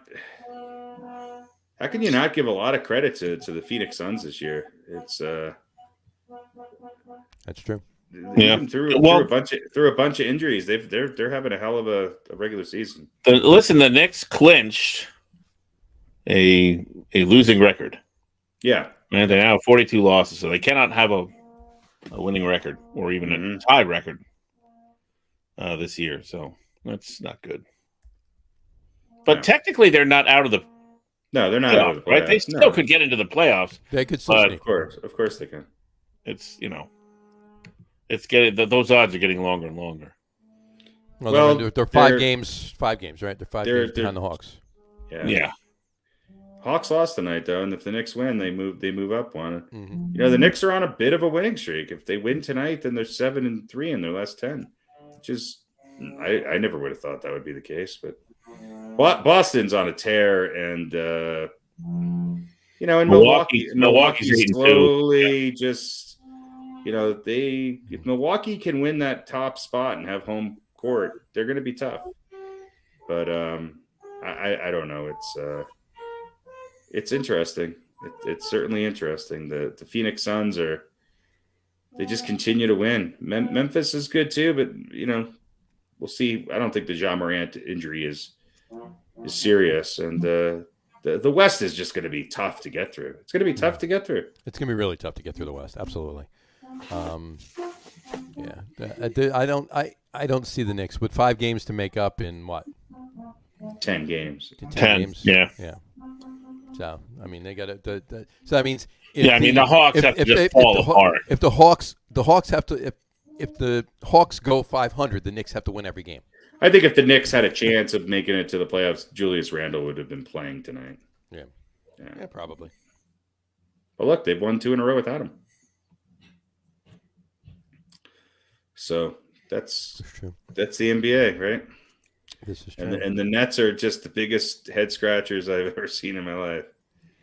And the Celtics are crushing the Jazz right now. I mean, it's unbelievable how good those guys are playing lately. They're playing great defense, and I don't know. Yeah, you guys have been struggling a little bit lately, but but they're still 20 games over 500. Right. 18, but it's I mean, there's still talk of Donovan Mitchell coming to the Knicks. Donovan Mitchell's got 37 points tonight. 13. He's doing his part. Rudy Gobert's doing his part. It's just, I don't think it really has much to do with Utah. I think Boston is playing really good ball, and they're playing defense. They are really aggressive on the ball, and their starting 5 is pretty dangerous from all over the court. They're hard to guard, and they're playing together. I don't know. Boston could do some damage in the East. I would not be surprised if Boston won the East the way they're playing right now. The way they're playing right now, it wouldn't surprise me. No, I mean, I'm still going to give it to Miami and not, I'm pretty sure I said that at the beginning of the season, but it wouldn't shock me, and it also wouldn't shock me if Donovan Mitchell does come to the Knicks too. Wouldn't shock me at all. And on that note, let me ask you this about the Knicks: is this season a product of Randall not playing the way he played last year, or Tibbs not coaching the way he coached last year? Neither. Look, Randall's not that. He's not. He had his probably his best season he's ever going to have last year. Randall's still playing good ball. It's what the fact of the matter is that the Knicks got rid of a lot of really good defensive players. Tibbs was given some personnel moves in the offseason that did not gel with what the Knicks were going to do. When arguably your second or third best player supposedly gets benched because he's not playing basketball the way you want him to play. Right. And I think it took a little bit of time for RJ Barrett and Evan Fournier to find their way together. The Knicks have some potential. They're still a couple players short of being an elite team. And the reason why the Knicks are where they're at compared to where they were at last year is the Knicks got a little less productive, and 3-4 other teams in the East got a lot better. And that's really why they got bumped down. Yeah, their competition got better. Fell off. They fell off a little bit, maybe a little bit more than a little bit, but not a lot. And the competition just got a lot better in the East. Right. So, I mean, when you look at Boston, Chicago, Miami improved and had Charlotte. You have, I mean, almost every, there's 5 or 6 teams in the East that just got a lot better. Mm-hmm. Who else am I? I mean, who else was? Who else? The Knicks were the 4th seed, right? Who were they behind last year? Milwaukee, Philly. Who else was? Who's the 3rd seed in the East last year? Last year, Knicks were the 4th seed. The 4th seed in the playoffs. They were 4th. They were the 5th. They were 4th. They lost to the 5th seed. They lost to the Atlanta Hawks. Yeah. So look, Miami's gotten better. The Bucks are just as good as they were last year. Maybe a slightly not as good in the win column. Knicks were behind the Bucks last year. Yeah. So the Sixers, Nets, Bucks, Knicks. Nets. That's right. The Nets. Yes. So it's they're actually tied with the Hawks. So the Bulls, the Cavaliers, even the Raptors, and the Hornets are all better this year than And Miami. Miami was 6 last year. Yep. Boston was 7. Yep. Charlotte was 10. Yeah, the Pacers in the playoffs last year and the Wizards. Yep. So the Bulls were 11 last year, 10 games under 500. And Toronto was worse than that. They had 27 wins last year. Yeah. Yep. I mean, so those are not just getting better. Those are big jumps. Big jumps. Well, you knew it with Chicago, just the offseason trades they made. You knew it with Miami, just with the fact that you would have a healthy team and that they'd bounce back, especially because they were right there the year before. Right. And the Bucks and Sixers were a no-brainer. I think Boston is, look, it wasn't less than 2 weeks ago, right, that Chicago was sitting atop the East. So, I just, those Celtics, man, they are a scary team right now. And right now they're going to play the Bulls in the first round as it sits. If you look at the West last year, Utah, Phoenix, Denver, Clippers, Mavs. Yeah, the Nuggets dropped, but yeah. The Trailblazers were 6, Lakers 7, Grizzlies 8, Golden State was 9, and then San Antonio. Mm-hmm. So the Pelicans have moved up, right? The Timberwolves have moved up. Clippers were 4 last year. Clippers moved down. Nuggets moved down. Dallas moved up. Utah moved down. The Warriors moved up. It was the big moves are really the Grizzlies and the Warriors, right? And the Mavericks being in there, but much more movement in the East. Yeah. And you could still have. I mean, look, between Minnesota, Denver, Dallas, and Utah, you've got 3 games. Right. And then Golden State is 5 games. So between 3 and 7 is really 5.5 games. So it's not that much. Phoenix, I think Phoenix is, if they can get healthy, they're going to be tough. And the fact that they're able to lean on Devin Booker and they've been playing without Chris Paul, that's if he's healthy and they've only won 5 in a row and 8 out of their last 10, right. Including wins against the Nets and the Bulls and the Sixers, right. The Bucks. Yeah, in their last 10 they've beaten the Clippers, the Magic, the Bucks, the Sixers, the Bulls, the Wizards. They lost to the Hawks. They beat the Nets, the Spurs, and the Timberwolves. And I mentioned the Timberwolves because the Timberwolves gave them a run for their money because Minnesota's playing good ball right now. So it's Chris Paul is back. Okay, he's back. Mm-hmm. I mean, they've gotten bigger too because they're what's his name's out for the Ayton hasn't been playing for the Suns, so they're still not at full strength. So I don't know. We shall see. Let's see what they've. Beat the Magic, beat the Heat, beat the Raptors, crushed the Lakers, beat up on the Pelicans and the Rockets, beat the Bulls by 27 5 days ago, beat up on the Kings a little bit, and now they're trailing to the Timberwolves. So it's a pretty good run over the last 5, 6, 7 days. Especially because they haven't been at full strength. Yep. Yeah. It's interesting. My one question mark is, do the Lakers? I mean, I don't think they're going to fall out of the play-in. Right. It would take a pretty big collapse. But do you think the Lakers are going to get out of the play-in tournament? It wouldn't surprise me if they don't. Well, if they're in the 9 and they're probably going to be in the 9 and 10, right? They're 5 games back of the Clippers right now. 4, yeah. Or 4. So they're going to be 9 or 10. Right now, that's going to be either the Pelicans or the Spurs, or maybe the Trailblazers if they go on a bit of a run. Mm-hmm. Yeah. So they'd have to win 2 play-in games to get in. Yeah. They would have to win the 9-10 game and then win as it stands right now, the 7-8 game. Yeah, they'd have to play the Timberwolves or the Clippers. I think the Timberwolves will probably win that one. Yeah, they should be able to beat whoever's in the 9-10 game with them. Mm-hmm. And I would give them a better chance against the Clippers than the Timberwolves, certainly. All right, that's enough NBA. Did we do our top 10? No, we're going to do it right now. All right. Let's get to the top 10. This week's top 10 is top 10. We're 99 minutes in.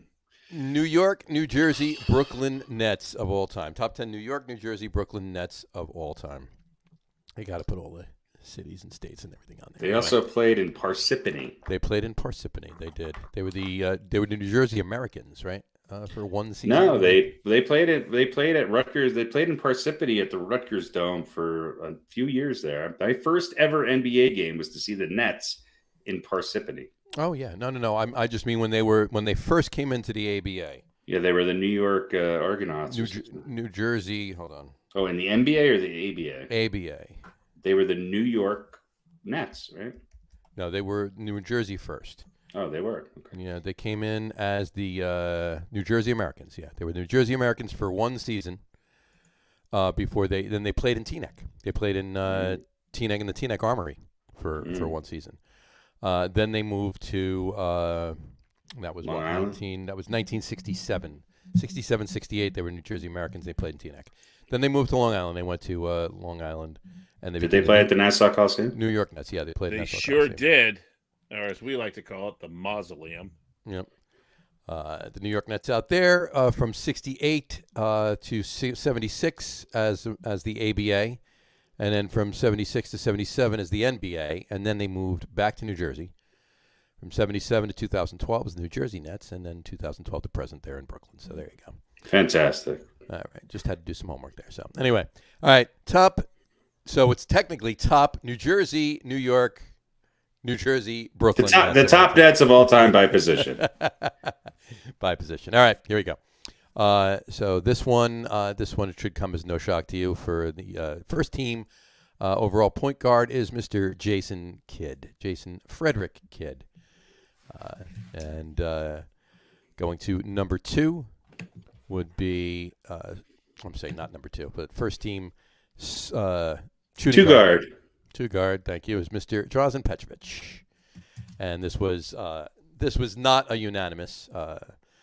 This was actually a toss-up. It was a tie. I don't know how the fuck this happened. This was a tie. It actually was a tie. We went with Drazen Petrovic because there were 2 votes for first and 1 for second, and then the 2 votes for second team and the 1 vote for first for the other guy, which we'll get to in a minute. It was a tie. So technically you could say there was a tie for first and second, but we went with Drazen Petrovic for this particular list, so shooting guard. First team small forward is Mr. Julius Erving, Dr. J. Yep. In fact, this is the first time 2 lists in a row the same person was on the first team small forward for the list. So he was on. We only have one difference on this entire first team. Yeah, we do. 3 of us. Mm-hmm. How about that? And that's got to be a record. There's. Go ahead, say it. Don't say it. There's not many replies. It's not that mmany options. Right. There's not much head scratching. Yeah. Although still, we had difference at shooting guard. I think there was a case at power forward. Yeah, and you know, I wouldn't. Oh, I don't know about the power forward. Well, let me just bring it up. First team power forward is going to be Mr. Charles Linwood Buck Williams, and then our first team rounding it out. First team center would be Mr. Brook Lopez. Yeah, actually, center might have been more of a question mark than. Yeah, well, Williams, depending on your criteria. Yeah, exactly. So I mean, where are you gonna go with that? I mean, Brook Lopez really, when you come down to it, and you got to remember too, folks, our criteria had to be on the team for a minimum of 3 full seasons, played for 12 Kyrie Irving seasons, or 6 Kevin Durant seasons. Right, exactly. Is that like dog years? Because it's measured that way. Absolutely. Yes. Absolutely. So, but yeah, so and we said we foreshadowed at the beginning of the show. There were a number of really good, talented players on the Nets over the years, but they were only here for a year. Yeah, they were stopping players. Yes, they were stopping through, so they weren't included. Yeah. How's Rick Barry? He was okay. He was all right. He was a pretty good player. Only played 1 year though. Only played 1 year. Yeah. All right. Let's move on to the second team. Second team is going to be at point guard, Kenny Anderson. And that would bring us to our second team. Not the quarterback for the quarterback, Cincinnati Kenny Anderson. Bengals. No. He's on the bench for the Nets. Actually, no. Well, it is the same guy, right? Because he played for the Bengals first, and then he came over and he played basketball for the Nets, right? Yeah. Fantastic. So, anyway, shooting guard. This was the tie with Drazen Petrovic. It would be Vince Carter. And you could say, yeah, Vince Carter did have, a better career than Drazen Petrovic, but Petrovic does draw the vote. I mean, Carter had better numbers when he was with the Nets. He's a much better player. Well, Petrovic didn't have enough time. Right. Sure. He was getting better every year. I mean, he was. Look, they're both legitimate all-stars. Mm-hmm. And Petrovic is one of the early on, and I still think he's top 5 all time of free throw percent or 3-point shooting percentage. So, yeah, he's like number 2 or 3 or something. He was a great outside shooter. He was a star on the rise, and unfortunately, he died. Yeah. So there you go. All right, let's move on to our second team small forward. That would be Mr. Richard Jefferson, Richard Allen Jefferson Jr. to be exact. And we're moving on to our power forward. It's Derek Demetrius Coleman. And to round out our second team center is Mr. William Edward Pultz. So we only had 2 differences on our second team. I went back and forth with Billy Pultz and Brooke Lopez. I think Lopez did it a little longer, but Pultz was a big part of those championship teams on the ABA. So yeah, I went back and forth too. That Brooke Lopez was not an easy pick. No.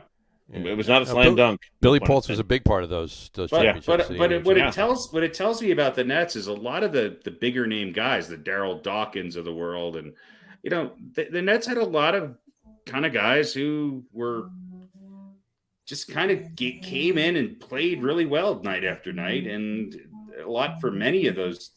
Look, during the Brooke Lopez years, the Nets were not necessarily for a lot of it. They weren't even really on the radar. Yeah. Of a lot of things. And then, yes, he was on a few of those teams that went deep into the playoffs and obviously won a championship and proved his value. I mean, he's still a really good player.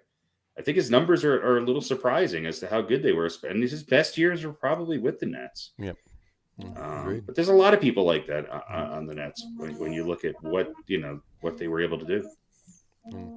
Billy Pultz, a local guy too, born and raised in River Edge, New Jersey. Mm-hmm. As a matter of fact. So, all right, and let's get to our reserve players. We always have 4 reserve players. Our reserves this week are Mr. Don Williamson, Kenyon Martin, Deron Williams, and Keith Van Horn. Gentlemen, speak on any of those. I think we agreed on most of these. I think I had Otis Birdsong in there instead of Deron Williams. I almost had Birdsong somewhere in the mix. I wasn't quite sure where to put him. There's a couple other players that I think were borderline there. But I mean, if you look, Van Horn's another guy. His name does not get mentioned a lot, but he was a really consistent player for the Nets. Very Brooke Lopez-like, a great shooter. Kind of a small big man to some degree, but good numbers. He played. He was versatile, and when Kenyon Martin came in, he moved over and kind of played alongside of him. Yep. And kind of expanded his game a little bit. So a lot of these guys on the list. You look at somebody like Derek Coleman. For years, he was the Nets. I mean, the poor guy got it in the block 150 times a game and got his ass beat because he was kind of an undersized power forward. He played way more center than he ever should have. Yeah. I mean, it was just, but he was great. He was a great player. Who's the other? John Williamson. The other. Sure. Shooting guard. Look, there's a number of players. Albert King, Bernard King. I mean, he missed this list, but he had 2 1/4 really great years, with the Nets. So there's been a lot of people that have filtered through the Nets, played 1 or 2 years. Steph Marbury. I mean, I know we had some conversations about him, and he's kind of a controversial figure. But Steph Marbury plays another year. His numbers were astounding. Mm-hmm. he was a scorer and one of the best assist guys, average wise the Nets have ever had. But I think the first team is pretty solid. I think most people you ask would, some people say Jason Kidd's the best net to ever play for the Nets. So and look, there's a couple guys on the Nets now who, if they stick around for a little while and learn to play more than a quarter of a season, their names will be on this list. Oh yeah. The biggest question is, if Kevin Durant plays 6-7 years for the Nets and wins a championship, where does he rank compared to Dr. J? Yeah, True story. Well, and interesting, when you look at the current Nets, not that he even made it to 2 years, but James Harden will be on that other list, right? Right. Well, one of the all-time greats who just wasn't around for that long. Well, he wasn't even on it for really one. Was he? I guess he was on it. Was he? I guess he made it about a year. About a whole year, I think. Yeah. Yeah. But again, it's a history of the Nets. There's a lot of teams, and you're going to see more and more of that. Obviously in the NBA. But the Nets are an interesting team. They haven't been around that long. They're a younger team, obviously an ABA team. They've done a lot with not a lot of really great superstars. Yeah, now, listen. Now the Nets have some superstars. Yeah, and listen, they went to back-to-back finals. Yep. And happened to run into Shaq and Kobe. So you can kind of forgive them for losing those. Very weak East, although they did beat Allen Iverson was still on the Sixers when the Nets went there, right? Yeah. But it was part of that run of the Pistons with Chauncey Billups and the guy with the face mask on. The East was not a powerhouse then. No, it certainly wasn't. No. But still, if you're the best of an entire. It's an accomplishment. It's an accomplishment. Somebody had to go. Somebody had to go. Yeah. I think those Nets teams get forgotten about a little bit, and that's why a lot of those guys, the Richard Jeffersons and the Kenyon Martins and the Jason Kidds, that's why they're on this list. All right. Should we get to this week's old balls? Yes, indeed. Why don't we get to this week's old balls? Old balls. Harry, tell us who wins this week's Old Balls Award. This week's Old Balls Award is none other than Mr. Mike Jaminski, talking about centers on the Nets. Jaminski was I think he played for the Nets for 8 or 9 seasons, and It was during a time when, the Nets were a little bit of a downturn, I would say. But he was a fairly local guy, played in Connecticut, played 4 seasons with Duke. He's a highly touted college player and was drafted in the first round by the Nets. He played for the Nets from 80 to 88. And, he was one of those guys who came and played hard every night and had pretty good numbers. He averaged just under 12 points a game, had over 10,000, almost 11,000 points in his career, and averaged almost 7 rebounds a game. He was one of those guys, I guess, growing up, watching a lot of Nets games, it just seemed like he was the one guy who was always there all the time. And during those years, the Nets were definitely not, doing much as far as winning and making it to the postseason. But he was always there. He was sort of this workman-like, blue-collar-ish kind of guy who was nothing spectacular, but I think he played really good basketball for a really long time. I mean, he played from 1980 to 1994, finished his career with the Bucks, stopped at Charlotte and Philadelphia along the way, and was one of the best shooting free throw shooters for a big man to ever play the game. I think he shot about 85% from the free throw line. Yeah. So, when I think of the Mets and I think of that time period, I think of a man with a very strangely spelled last name. Gminski. Jaminski. It sounds like a weird Swedish alt rock band. It could be. But Mike Jaminski, this week's recipient of the coveted Old Balls. Old Balls. All right, and funny note, he left Duke, and Coach K came the next season. Mm-hmm. So. That's how long Coach K is retiring. Obviously, Krzyzewski's out of there. He's been. Yeah, I mean, there. he's second in career rebounds at Duke and fifth in points. And that's behind some pretty good players. Duke has had some decent players over the years. Right. Yeah. So, there you go. Yeah. All right. We have anything else to discuss? I don't think so. Do hockey. We have an over under, don't we? We have an over under. I was just going to say hockey. The Rangers made a couple of moves at the deadline last week. And, earlier Rangers this week, are looking all right. They're looking pretty good. Of course, the point winner so far in the entire league is still the Avalanche at 95 points, but Rangers only 5 points behind Carolina now for the lead in the Metropolitan, and only 2 behind Pittsburgh for second, and they're in third. So they're looking pretty good. So we'll see. Maybe a Rangers Avalanche finals. That would be interesting. We'd certainly talk a little bit more about hockey on this podcast if it was New York, Denver, Stanley Cup Finals. Look, I think the Rangers have just as good a chance as anybody else. I mean, Carolina looks pretty good. Obviously Florida. I'm sort of secretly pulling for the Maple Leafs just because they're the Maple Leafs. I thought you were secretly pulling for the Kraken. Yeah, I think they're out of it, but yeah, of course, Well, they got 46 points. I mean, if they can score, they're not so bad. And Colorado's pulling away in the Western Conference, but that doesn't really mean anything. We all know that doesn't necessarily mean anything. The Penguins are playing pretty good hockey right now. They are. Penguins are. Penguins and the Panthers.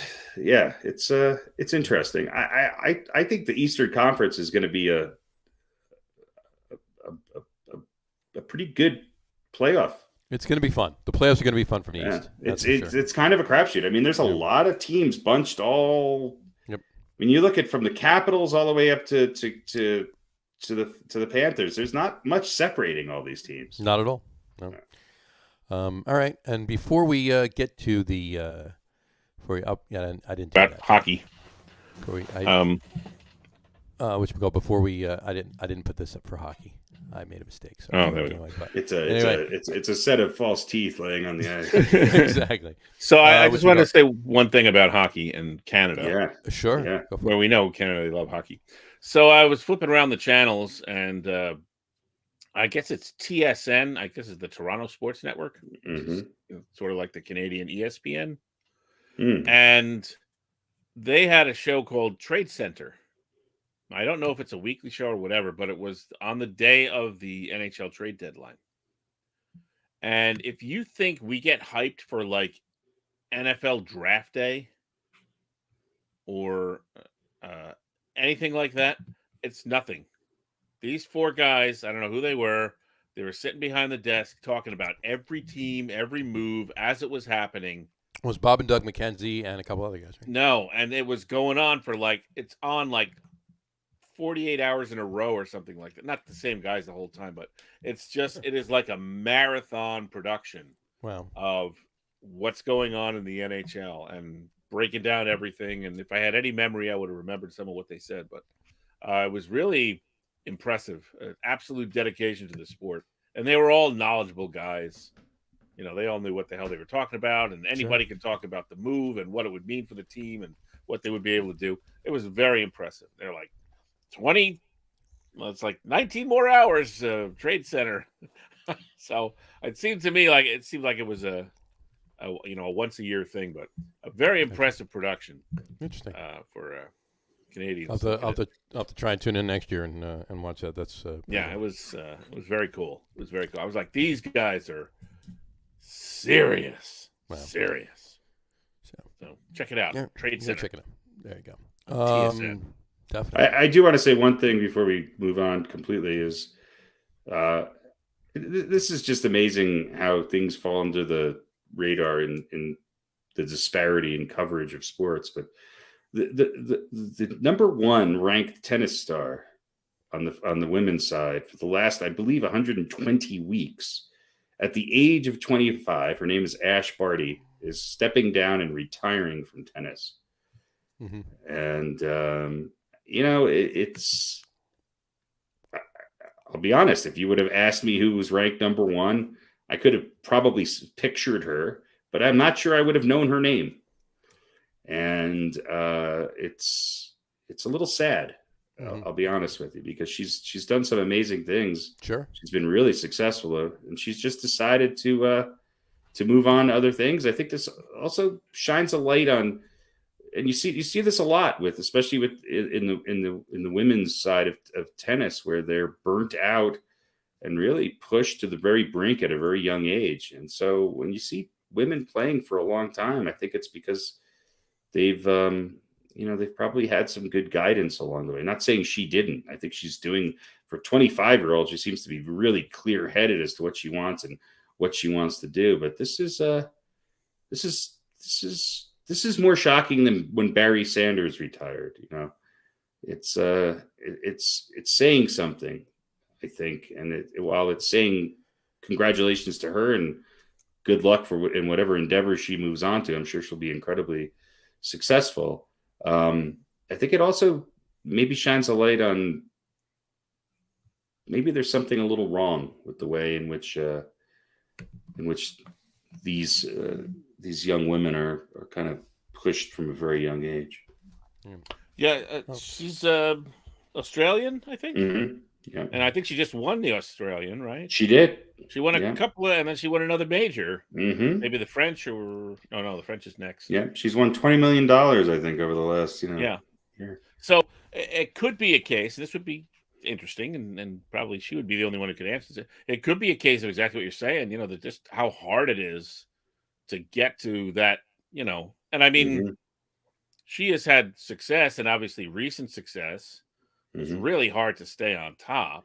Well, and they start so much younger. The women seem to break into the pro ranks very, very young. So, but it could also be a case, and this to me would be kind of a good story. Is maybe she found out she had this gift for tennis, and she said, "I'm going to see if I can parlay this into whatever." Yeah. It's not what I want. She's already left tennis once, I think. Right. That's what I mean. It's not what I want to do until I'm 30 or 35, or as long as I can still do it. But maybe I can parlay this into enough money to get to where I want to be. Whether that's, any sort of career. Who knows what else she does? Or hey, look, the Packers are looking for a wide receiver. Well, or whether she wants to. Seahawks maybe she has, I don't know if she's married or not. Maybe she wants to have a couple of kids. She's 25, But my point is, she might have said, "Yeah, here's a way that I can make a lot of money, without working for 40 years, and maybe turn that into the life that I want." I hope that's the story. Yeah, I hope it's not that she's burned out and went, "This is so hard, and I've had this success. I don't want to go through this anymore." I hope that's not the case, but it very may likely. Or it may well be. I think it's just her. I don't think it had anything to do with, I think she just didn't have the physical capability or the desire to play at this, level. And and I don't have her words right in front of me, but that's sort of what was said. But look, she's an indigenous person from Australia. Yvonne Goolagong was another one of this.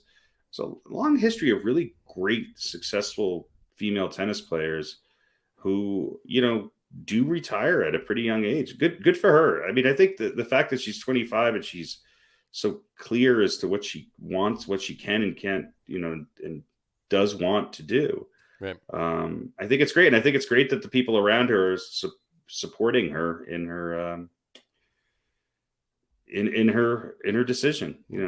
So good for her. Good for her. I think the reality of it is we're a little narrow-sighted in our coverage here in the States of women's tennis. I mean, other than the Williams sisters. I mean, there's been more talk of Venus and Serena Williams lately, just based on the movie that was made about them, than there was about anybody else in the top 5 in women's tennis right now. Sure.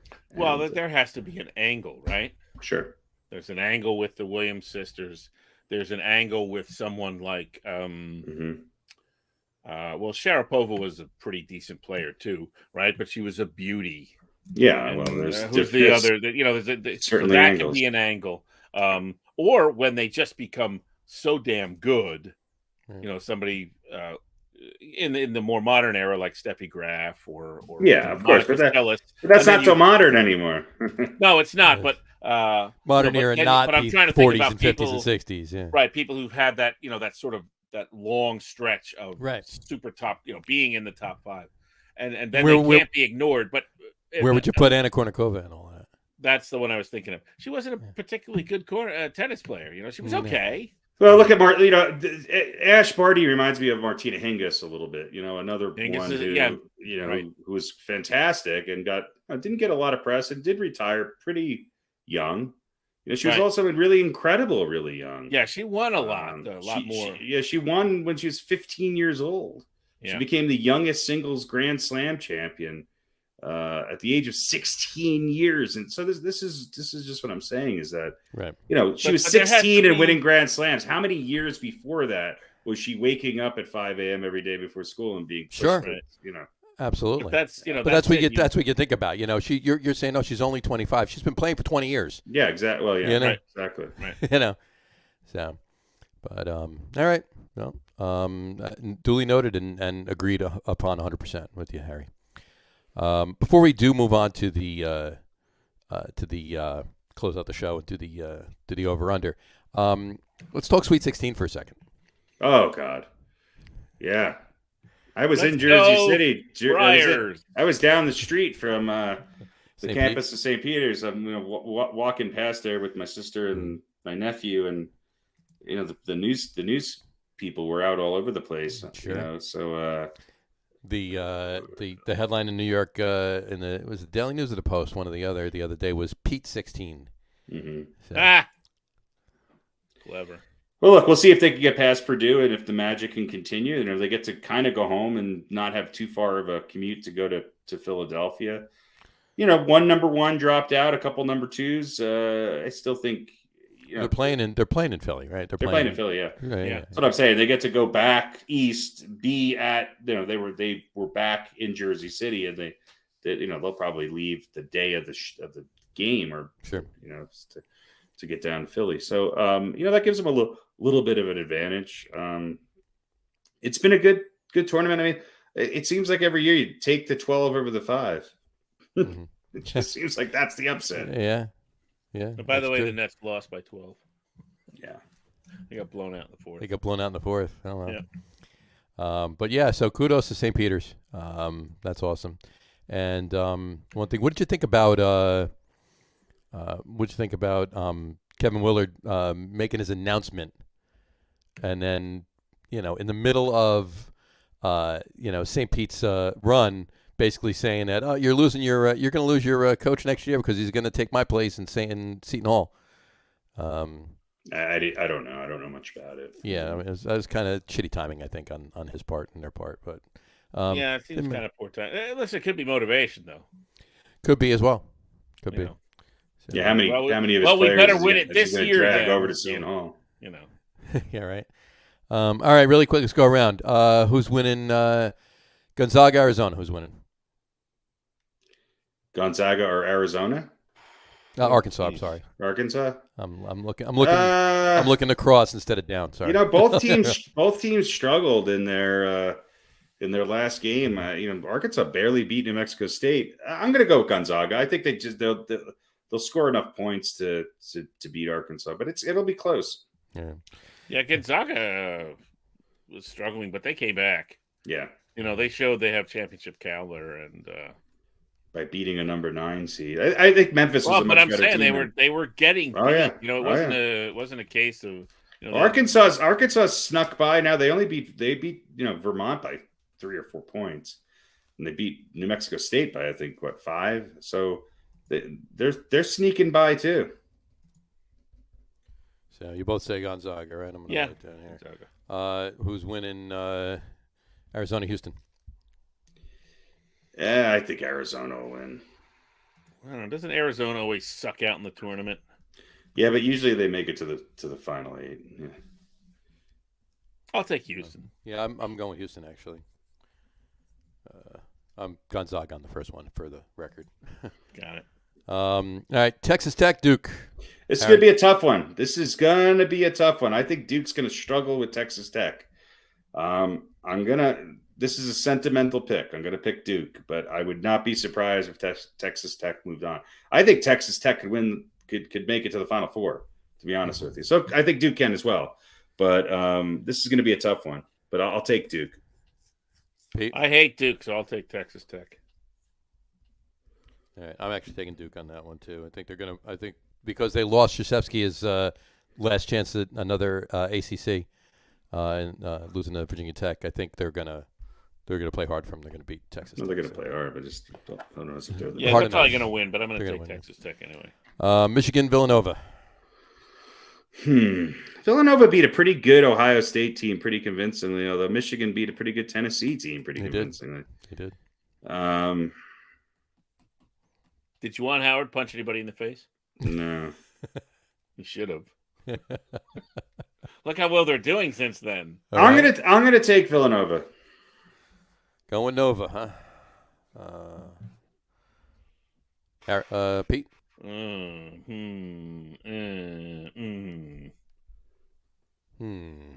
don't know. This tournament's been pretty upsetty so far.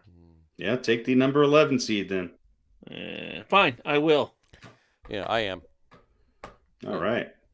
Going with the dog, the Michigan Wolverines. Exactly. UNC or UCLA. I hate North Carolina, so I'll take UCLA. All right. Pete is taking Michael Ditka. Harry? I don't know, man. North Carolina knocked off Baylor. You know, it's I'm going to go North Carolina. So mine. Harry wrote it down. I'm going UNC. Kansas Providence. Kansas had a tough time, didn't they, against Creighton? That one was looking scary for a while. They did. That one was looking scary. The little school of Providence. Can they do it?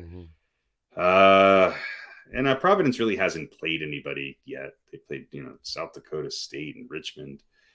I think Kansas wins.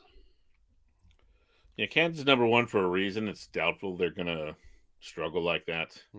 And, Providence is a better team than Creighton, but I'll take Kansas. Yeah, I agree with that. Across the board on that one. St. Pete's, Purdue. Oh boy, yeah. It makes no sense for St. Peter's to continue, but I'm going with them. I'm going to ride them until they die.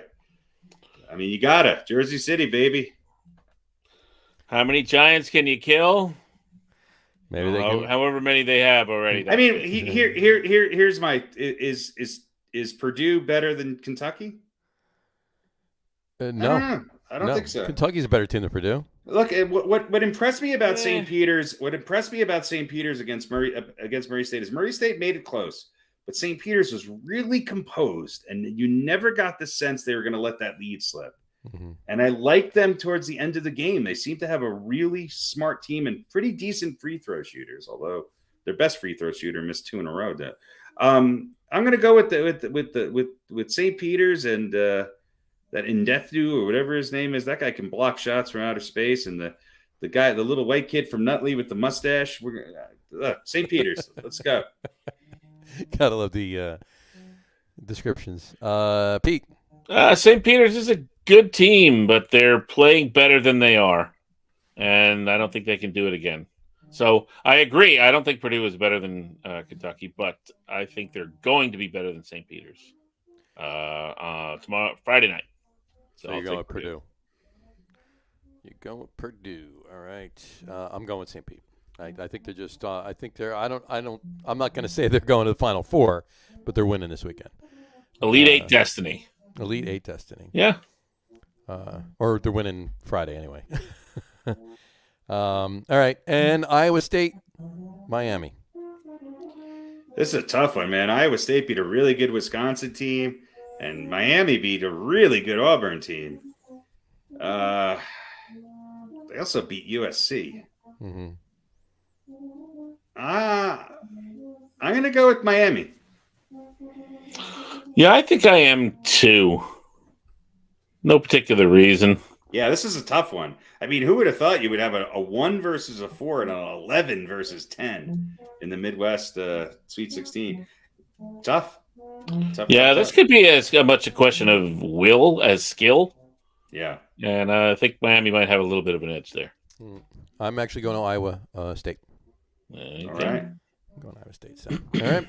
So there you go. Those are our picks. Wrote them down. We'll see how they pan out. Now, here's the thing. We're not on again until the 30th. So do we want to do the bracket, the Elite Eight bracket too? We could do that remotely and post it online. All right. So let's wait. Yeah, let's we wait can do to that. We got to wait to see who wins anyway. Wait to see the well, no, because I mean you could just continue with this, but yeah, I think it's better. Pete and I talked about this last week too. Wait and see what happens with that, and then we can post our picks for the Elite Eight online afterwards, and then we'll talk Final Four next week. Alrighty. Until then, we're going to leave you with rather than skill. Exactly. Until then, we're going to leave you with this over under tonight's over under. Hold on, let me get the music going. Oh, we got the music going. Look at that. Maybe it'll match. Let's see what happens. Random knuckle trombone. With I wish it was a tuba, but with random trombone music. Just Is that too loud? A little lower? What do you think? I think that's good. That's good. Perfect. It drowns out the trombone. All right. So tonight's over under. Now we're going to do just a little. There's been some controversy about over under on the intertubes because some people have accused yours truly of fixing it. Cheating? Cheating in a sense so that one or the other of you would win. Mm. Now, I would never do that. I think I've only won one, so. I think you've won two, and that's what sparked controversy. Really? It was like Harry, people were saying Harry sucks at this, yet he's won the last two. I think Pete is throwing out false numbers to help him win. By the way, folks who think I suck at this is purely random nonsense. I just suck at random nonsense. You suck at random nonsense. That's right.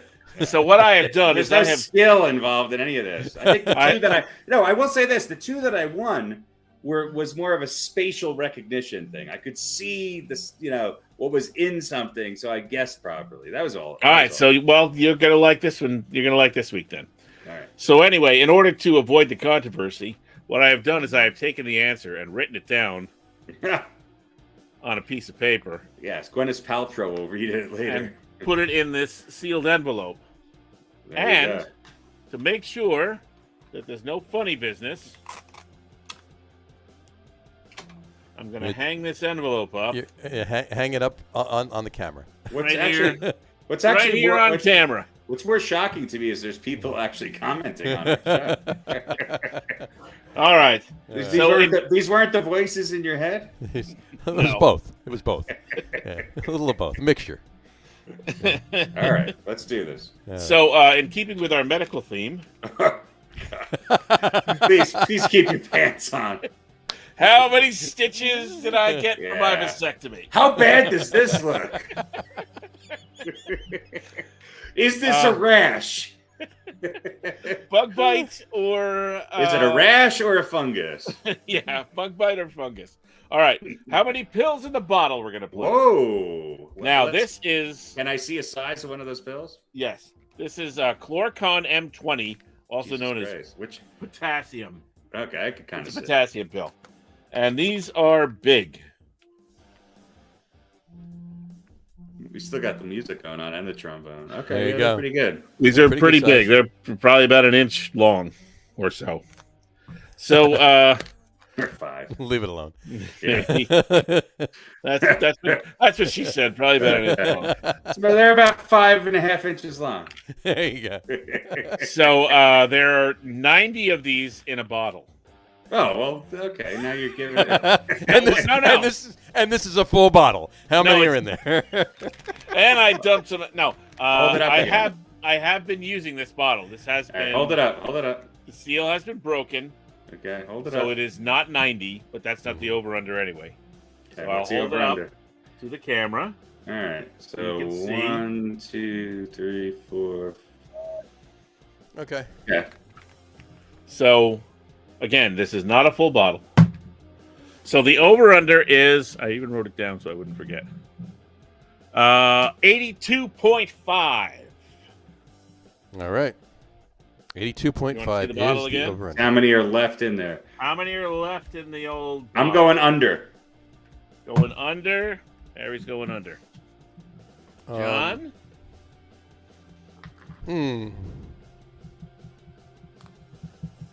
I want to go under, but just for So we can have a so we can have a someone winner will and a win loser. someone will lose. You're gonna go. Right. over. I'm guessing the final total is either 82 or 83. I don't think there's that big a difference. That's what I'm guessing. That's what it looks like. I'm going over. I'm going over. All right, John's going over. All right, now And the winner is the reveal. oh boy, drama. This is dramatic, isn't it? The music doesn't work with the over/under. The doesn't? trombone does though. Well, the trombone with the music. Because it's actually. meandering like the segment. Yes. The music is too high energy, quickly paced for what actually goes on. All right, here we go. It's going to be 83. I can't see. 81. It's 81. 81. There you go. Harry wins. There we go. Suck it, you doubters. Proof positive, all you naysayers. It ain't Harry's rigged. catching up. It's now 6-2. Oh no, 6-3. 6-3 now. Yeah. Actually, I don't think we've even done 9. It's probably maybe. close to that, but yeah. Well, I think unless the you count all the blood tests, that was diabetic like one was 5. like 7 of Yeah, them. there was like That 8 was of them 5 there. of Yeah. 1, 2, 3, 4, 5. Yeah, there you go. I didn't even know how that panned out. That was like a play-in tournament, and Yeah. Will the ring finger be higher or lower will than Pete the pass pointer? out? From losing fun. multiple. All right, well that was a good one. That was a good one. Yeah. I like that one. We're just gonna call you Potassium Pete. There we go. That's All good right, stuff. can I go now? We can go now. I think we're done. All right. On that note, we'll wrap the show up for today. We want to thank everybody for watching. And for those of you just listening to the audio podcast, thanks for listening. Don't forget to visit our website, www.getonwithitpodcast.com. That's getonwithitpodcast.com. And please remember, like us and follow us on all of our social media, Facebook, Twitter, and Instagram. Just search for the Get On With It podcast. And, of course, all of the shows are available on YouTube as well on the Logger Room channel. Remember, we go live with the video podcast on both Facebook and YouTube every Wednesday night around 7:30 Eastern Time. And for those of you who just want to listen to the audio podcast, you can do so on Apple Podcasts, Spotify, TuneIn, Stitcher, Google Podcasts, Amazon Music Podcasts, and iHeartRadio as well. And if you haven't done so already, please subscribe to one or more of those feeds and you'll never miss a show. Again, thanks for following along with us. Have a great rest of your week. Have a wonderful weekend. Enjoy more spring training. Enjoy the basketball and hockey seasons as they come to a close and wrap up. Enjoy March Madness as we got the Sweet 16 and the Elite 8 this weekend. And we'll talk to you next week, folks. Take care. Cheers. Go St. Peter's. Brought to you by Potassium, Brought to you by Potassium. an essential element. And a diuretic. That too. Don't take one when you go to the movies. Right before you go to the movies. Have a in next banana. week. Have a banana today. Tune in Yeah. next week when Pete puts his diuretics in a diorama. It's a diuretic diorama. That's right. There you go. I'm going to recreate great moments from the World Cup with all my pills.